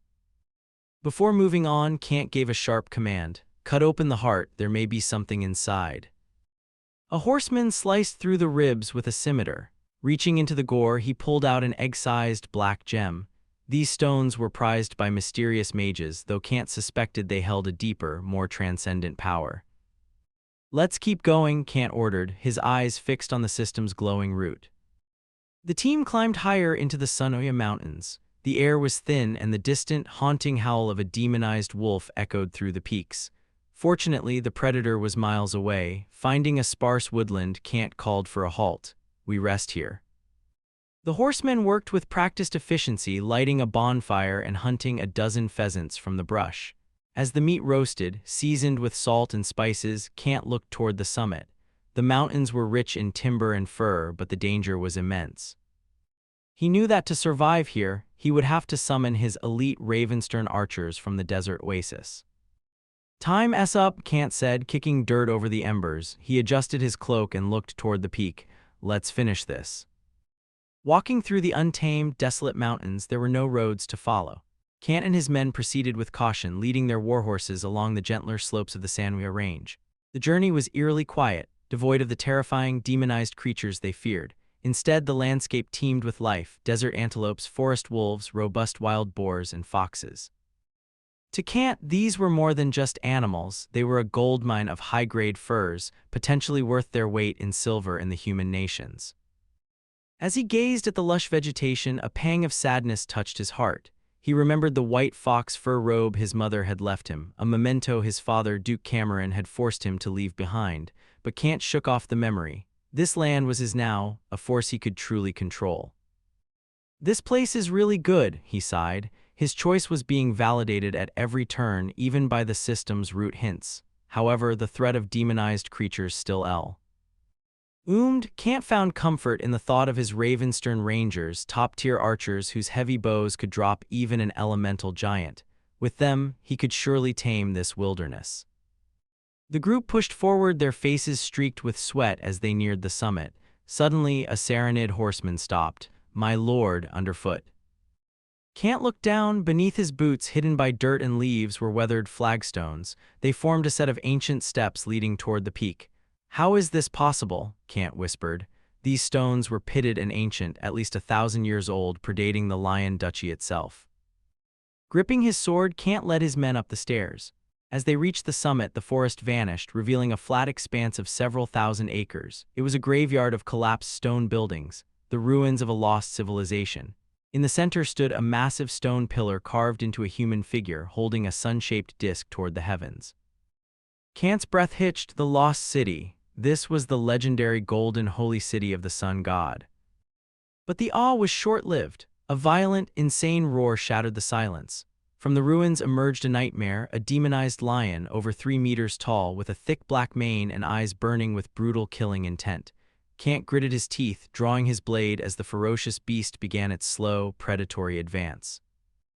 Kant's breathing was rapid, his knuckles white as he gripped his knight's sword. Behind him, 30 Saran riders spread out, not in formation but in a desperate, wide arc. They knew the creature before them, a demonic lion standing 4 meters tall at the shoulder, was a nightmare made flesh. Nearby, their magnificent warhorses lay paralyzed, trembling in their own filth, their spirits broken by the predator's oppressive aura. The lion opened its massive maw, spewing a putrid black mist. With a roar that shook the very boulders, it launched forward, a mountain of muscle and malice. "Disperse," Kant commanded. But the beast was too fast. It was a blur of fur and shadow. 2 riders raised their shields in a futile attempt to block. Bang! The impact sounded like a trebuchet strike. Their shields shattered, their chests caved in, and they were hurled into the stone pillars like broken dolls. They struggled for a moment, then went limp. "Be careful," Kant shouted, his heart racing. He looked at the ruined equipment. These were level 4 cavalrymen, veterans of a dozen battles, snuffed out in a heartbeat. The lion didn't stop. It lunged again, its claws sharp as scimitars, shredding chainmail and bone alike. 2 more riders fell, their limbs twisted at impossible angles. Then, the horror deepened. The lion paused, not out of mercy but to feed. It lowered its head and began to devour a wounded rider alive. "Damn it," Kant hissed, his blood boiling. "Kill it." The remaining 26 riders charged, their spears leveled. The lion was unnervingly agile. It twisted through the air, dodging the points, then slammed its scaled chest into the line. 3 more men were sent flying, their ribs exposed to the cold air. 7 dead. "Charge!" Kant roared. There was no retreat now, only the struggle to survive. The lion let out a second roar, a rolling thunder that shattered eardrums and sent the world spinning. In the confusion, the beast tore through 5 more men, biting one clean in half. The sound of a comrade's final shriek snapped Kant back to reality. He lunged, driving his sword deep into the lion's ribs. The muscle contracted, trapping the blade, but it was enough. The lion turned, its foul breath hot on Kant's face. Thrust, the riders screamed, throwing themselves between the beast and their lord. Spears pierced the lion's cheeks and throat. Kant seized the opening, driving his sword into the creature's ear hole, deep into the skull. Blood sprayed dark and hot as the riders swarmed the beast, stabbing at every gap in its scales, fighting with the fury of men who had nothing left to lose. The demonized lion let out a roar of pure anguish. Its massive body, slick with black blood, finally sensed the end. It swatted away 3 more Saranid riders, but its robust limbs failed. The elite scimitars had done their work, severing the tendons in its right leg. With a sickening snap, the beast howled, limping out of the encirclement, yet its slaughter did not cease. Shields shattered, chainmail tore, and spears snapped like twigs. The Saranid riders suffered heavy losses until fewer than 15 remained standing beside Kant. Kill! Kant's eyes were bloodshot, his face a mask of savage determination. He lunged, thrusting his knight's sword upward into the lion's throat. Black blood splattered his face as the beast grew frenzied, though its movement slowed. A spear remained embedded in its gut, grinding against its intestines with every frantic turn. The remaining riders seized the moment. They charged from all sides, plunging spears into the creature's soft flanks. In a desperate final act, the lion lunged, pinning 3 riders beneath its weight and crushing them instantly. It was a scene of carnage. The mountaintop reeked of iron and death.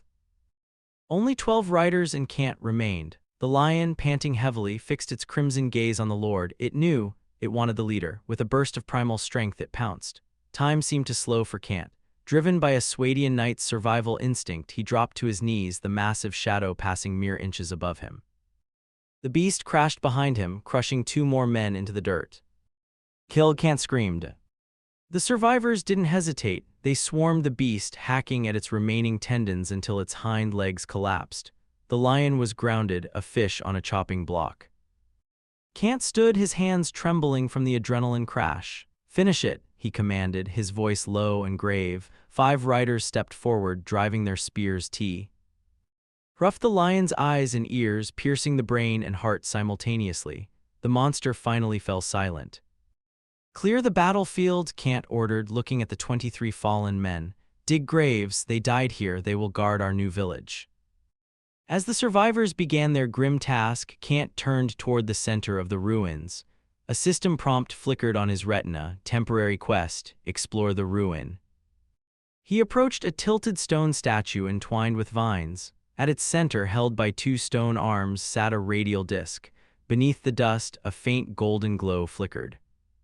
A sun disk, he whispered. As he reached the heart of the lost city, a final notification appeared. A town hall can be built here to establish a new village. The path was clear. The sacrifice of his men had secured a foundation for the future. As Kant reached the final destination of his long journey, a system dialogue box flickered across his vision. The path ahead had vanished, confirming that this mountaintop ruin was indeed the site for his second village.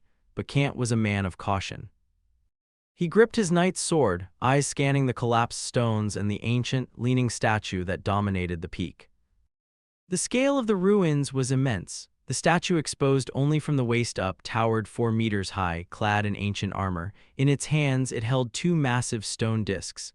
At the center of one lay a golden artifact Kant knew all too well, a sun disk. Suddenly, the system chimed. A special mission appeared. The system sought to absorb the artifact to analyze the rules of this world. Kant didn't hesitate. Absorb, he commanded. He knew the system's quirks. What was taken now would surely return as a greater reward later. Plus, the 5 honor points were too valuable to pass up. Agile as a leopard, Kant scaled the mossy statue. He pushed off its head and pressed his palm, now flowing with blue data streams, against the golden disk. A faint spatial hum filled the air. The sacred patterns erupted in a blinding, scorching light, making Kant feel as if he were standing in the heart of a furnace. Then, silence. The heat vanished, the sun disk was gone, leaving only an empty pit in the stone. But the mountain was not finished. A profound trembling shook the earth. Kant leaped back just as the statue and the surrounding ruins began to age thousands of years in a single heartbeat.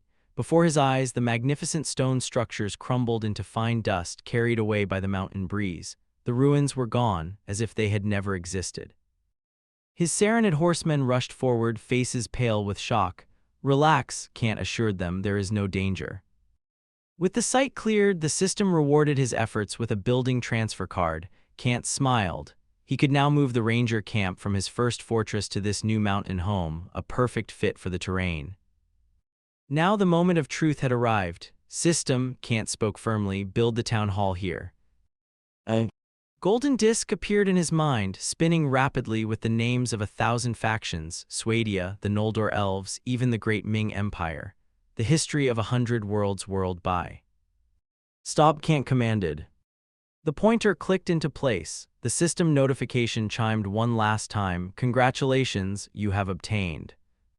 A golden notification flickers across Kant's vision. The system confirms his prize, the Rhodoc Kingdom's town hall. Kant pauses, a wry smile touching his lips. He had expected a mountain nation, but the Rhodocs, those fierce brown bears of the southwestern peaks, are a formidable choice. Born from a rebellion against the heavy taxes of the Swadian kingdom, these people are the undisputed masters of high-altitude warfare. In the treacherous, vertical terrain of the Sun-Own Mountains, heavy cavalry is a liability.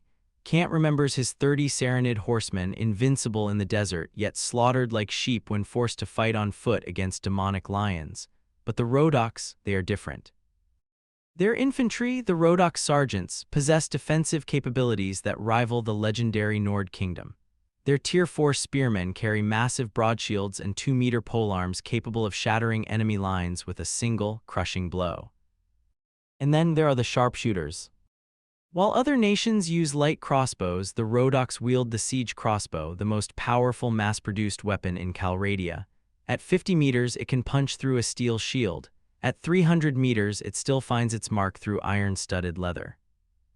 Kant realizes that by combining these mountain defenders with his existing Rivasheg Rangers, he has created a perfect military machine. The Rhodocs provide the unbreakable shield and raw piercing power, while the Rangers provide the rapid-fire suppression. "Build the town hall," Kant commands. Golden data streams swirl before him, materializing into a 2-story structure of stone and timber. Smoke drifts from the chimney as if the building has stood there for centuries. The system prompts him for a name. Kant doesn't hesitate. "Name it, Aeon." Named after the most unconquerable city in the Rhodoc lands, this village will be his strategic anchor. The system interface updates immediately. Village Aeon, population 50, current troops 10 Rhodoc tribesmen. The system's final assessment is grim, calling the village's future bleak. But Kant only smiles. He is no longer the desperate exile who founded his first outpost in the desert. With over 100,000 dinars in his coffers and a veteran army at his back, Kant is ready to turn this lonely peak into an impregnable fortress. The town hall has been built. This simple structure marks the official birth of Barren village, nestled deep within the Sanwaya Mountains. Behind the building, the air fills with the sound of hurried footsteps and excited chatter. A group of 50 Rhodoc peasants and T.N. tribesmen approach Lord Kant, their eyes shining with reverence. They place their right hands over their hearts and bow solemnly, the highest etiquette of the kingdom of Rhodocs. Kant nods in acknowledgement, though a flicker of concern crosses his mind. These men are energetic, yes, but they are weak. The peasants carry only simple sickles, and the tribesmen, the basic level 1 soldiers, wear worn leather and brandish sharpened pitchforks. Compared to the well-equipped recruits of Swadia, these mountain folk are little more than cannon fodder. Kant knows the potential of the Rhodoc people. Their character is as indestructible as a boulder. In times, they will become the finest spearmen and crossbowmen in all of Calradia, but for now, they are vulnerable. "I cannot leave them like this," Kant muses. With a focused thought, he activates his system. A golden card shatters in his mind, and a stream of data materializes. System, transfer the ranger camp from Diram to Barren village. Space ripples. Within moments, the stone and timber of the camp reconstruct themselves on the mountaintop. But he doesn't stop there. He authorizes the spending of 2,400 dinars to construct 10 houses, a stone wall, and a well. Suddenly, 10 carriages arrive from the foot of the mountain. A construction foreman from Veluca leads the way, his face lighting up as he recognizes the Lord. "Respected Lord Kant, we meet again," the workers cheer, eager to build in what they call the land of miracles. As the workers begin clearing the land, Kant makes one final move for the village's safety. He communicates with the system once more. Recruit 10 Rivasheg Rangers. 300 dinars vanish from his balance. From the newly formed camp, 10 elite archers step forth. They wear studded leather armor and carry heavy war bows with massive greatswords strapped to their backs. These level 4 warriors, armed with armor-piercing bodkin arrows, provide the iron spine Aaron village needs to survive the dangers lurking in the shadows of the peaks. Kant watches them take their posts, finally satisfied that his new settlement has a fighting chance. The potential of Aaron village was undeniable. With Ravenstern Rangers manning the heights, their superb archery could create a lethal perimeter. Ordinary mutated creatures would be cut down long before they reached the gates. Supported by Rodok crossbowmen, utilizing siege crossbows for sniping and heavy bows for mid-range volleys, even the most ferocious beasts would be transformed into bloody hedgehogs in minutes. For now, Condor mused, the Rangers must carry the burden. The Rodok recruits were still green, their combat power negligible. They needed to hunt the Sanvia Mountains to sharpen their steel. Condor turned his focus to the system interface. 7 Saranid horsemen, survivors of the Hardstone Pass tournament and a harrowing battle with a mutated lion, were ready. With a flash of light and the clink of dinars, they transformed into level 5 Mamluks. Clad in heavy Saranid chainmail and wielding two-handed iron staves, they were the pinnacle of the knight tier. Condor sighed, realizing that true, extraordinary power remained out of reach without a Grand Knight's enlightenment. "I must rely on the system for that," he whispered. "Even so, 1,000 such knights could easily hold this territory." His thoughts were interrupted as a Mamluk approached, eyes cold behind a steel visor. "Lord, we have found something unusual on the western slope." Condor followed his elite guard to a flat ledge halfway down the mountain. There, hidden behind dense brush, lay a cave. The ground before it was a graveyard of bleached, ancient bones. A chilling breeze drifted from the darkness, carrying a low, tyrannical growl that set Condor's nerves on edge. As the Ravenstern Rangers knocked their bodkin arrows, one archer stepped forward, his face pale. "Lord, I sense an evil aura here. It reminds me of the legends of the underworld, the ones the Dark Knights serve." Condor's breath hitched. In the world of Pender, the underworld was no myth, it was a realm of death knights and demons. If this cave truly held such an infection, his struggle for survival had just become a war for his very soul. He tightened his grip on his sword, staring into the solidified darkness of the cavern, waiting for the abyss to stare back. Kan's expression was solemn. If the enemies lurking within were truly netherworld invaders, the situation was dire. In the ancient prophecies, a mere 7 of these demons could slaughter 300 men. Even the elite Lion Knights would face total annihilation. Ordinary humans could hardly stand against the Noldor elves, let alone true demons from the abyss. Suddenly, a system dialogue box flashed across Kan's vision. A main quest, The Secret in the Cave ***. The rewards were immense, 50,000 dinars and 5,000 reputation, but the description was ominous. Evil was hidden here. Kan tightened his grip on his knight's sword. Something was wrong. He recalled the ruins of the lost city and the mysterious sun disk. This was no coincidence. "Wait on the hillside," Kan commanded, turning to the 50 Rodok peasants. "Stay back for backup." He wasn't being cruel, it was simply the only role they could play. While the peasants prepared crude torches doused in oil, 2 Rodok scouts stepped forward. They were lightly armored and agile, perfect for a quick retreat if things turned deadly. The 2 scouts entered the darkness, one clutching a slaughtering knife, the other a sharpened pitchfork. Crunch, crunch, the sound of their boots crushing bleached bones echoed through the silence. The air was strangely fresh, suggesting a hidden opening or flowing water deep within the mountain.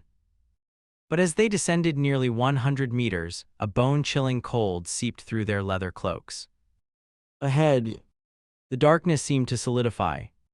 "Something's not right," the torchbearer whispered, his heart hammering. "Let's go back." His companion nodded, face pale with terror. They turned to flee, but as they moved, the darkness behind them pulsed with a violent emotion. Pairs of crimson eyes snapped open. A low, guttural growl escalated into a terrifying howl ***owo. The scouts burst from the cave, gasping for air. Kan didn't waste a second. "Pull them out, Rangers, prepare." 7 Mamluks stepped forward, their heavy iron staffs raised. Behind them, 10 Ravenstern Rangers drew their warbows into full moons, chilling bodkin arrows aimed at the throat of the cave. 50 meters inside, the discarded torch flickered, revealing a sea of crimson eyes filled with pure, unadulterated hatred. Demonized wolves, Canned hissed. The torch sputtered and died. In that instant, the flood of red eyes surged forward. Fire, Can roared. The Rangers released. Arrows tore through the air like semi-automatic fire, thudding into fur and bone. As the beasts reached the entrance, the Mamluks swung their massive staffs with crushing force. Blood spattered, brains flew, and the battle for the mountain began. The two-handed iron staff was a brutal variant of the Sarandian warhammer, forged entirely of fine iron from handle to head. A single swing could shatter heavy plate armor and crush the abdomen of any foe. Even the demonized wolves, beasts far stronger than their natural kin, were no match for the Mamluks' exquisite combat techniques. At the cave entrance, a narrow passage only 3 meters wide, the air grew thick with the scent of dark red blood and gray-white brain matter. The wolves attacked with a frenzied desperation, their claws scraping uselessly against the Mamluks' heavy chainmail and ornamented iron plates. 7 Mamluks stood in 2 disciplined rows, an unbreakable wall of steel.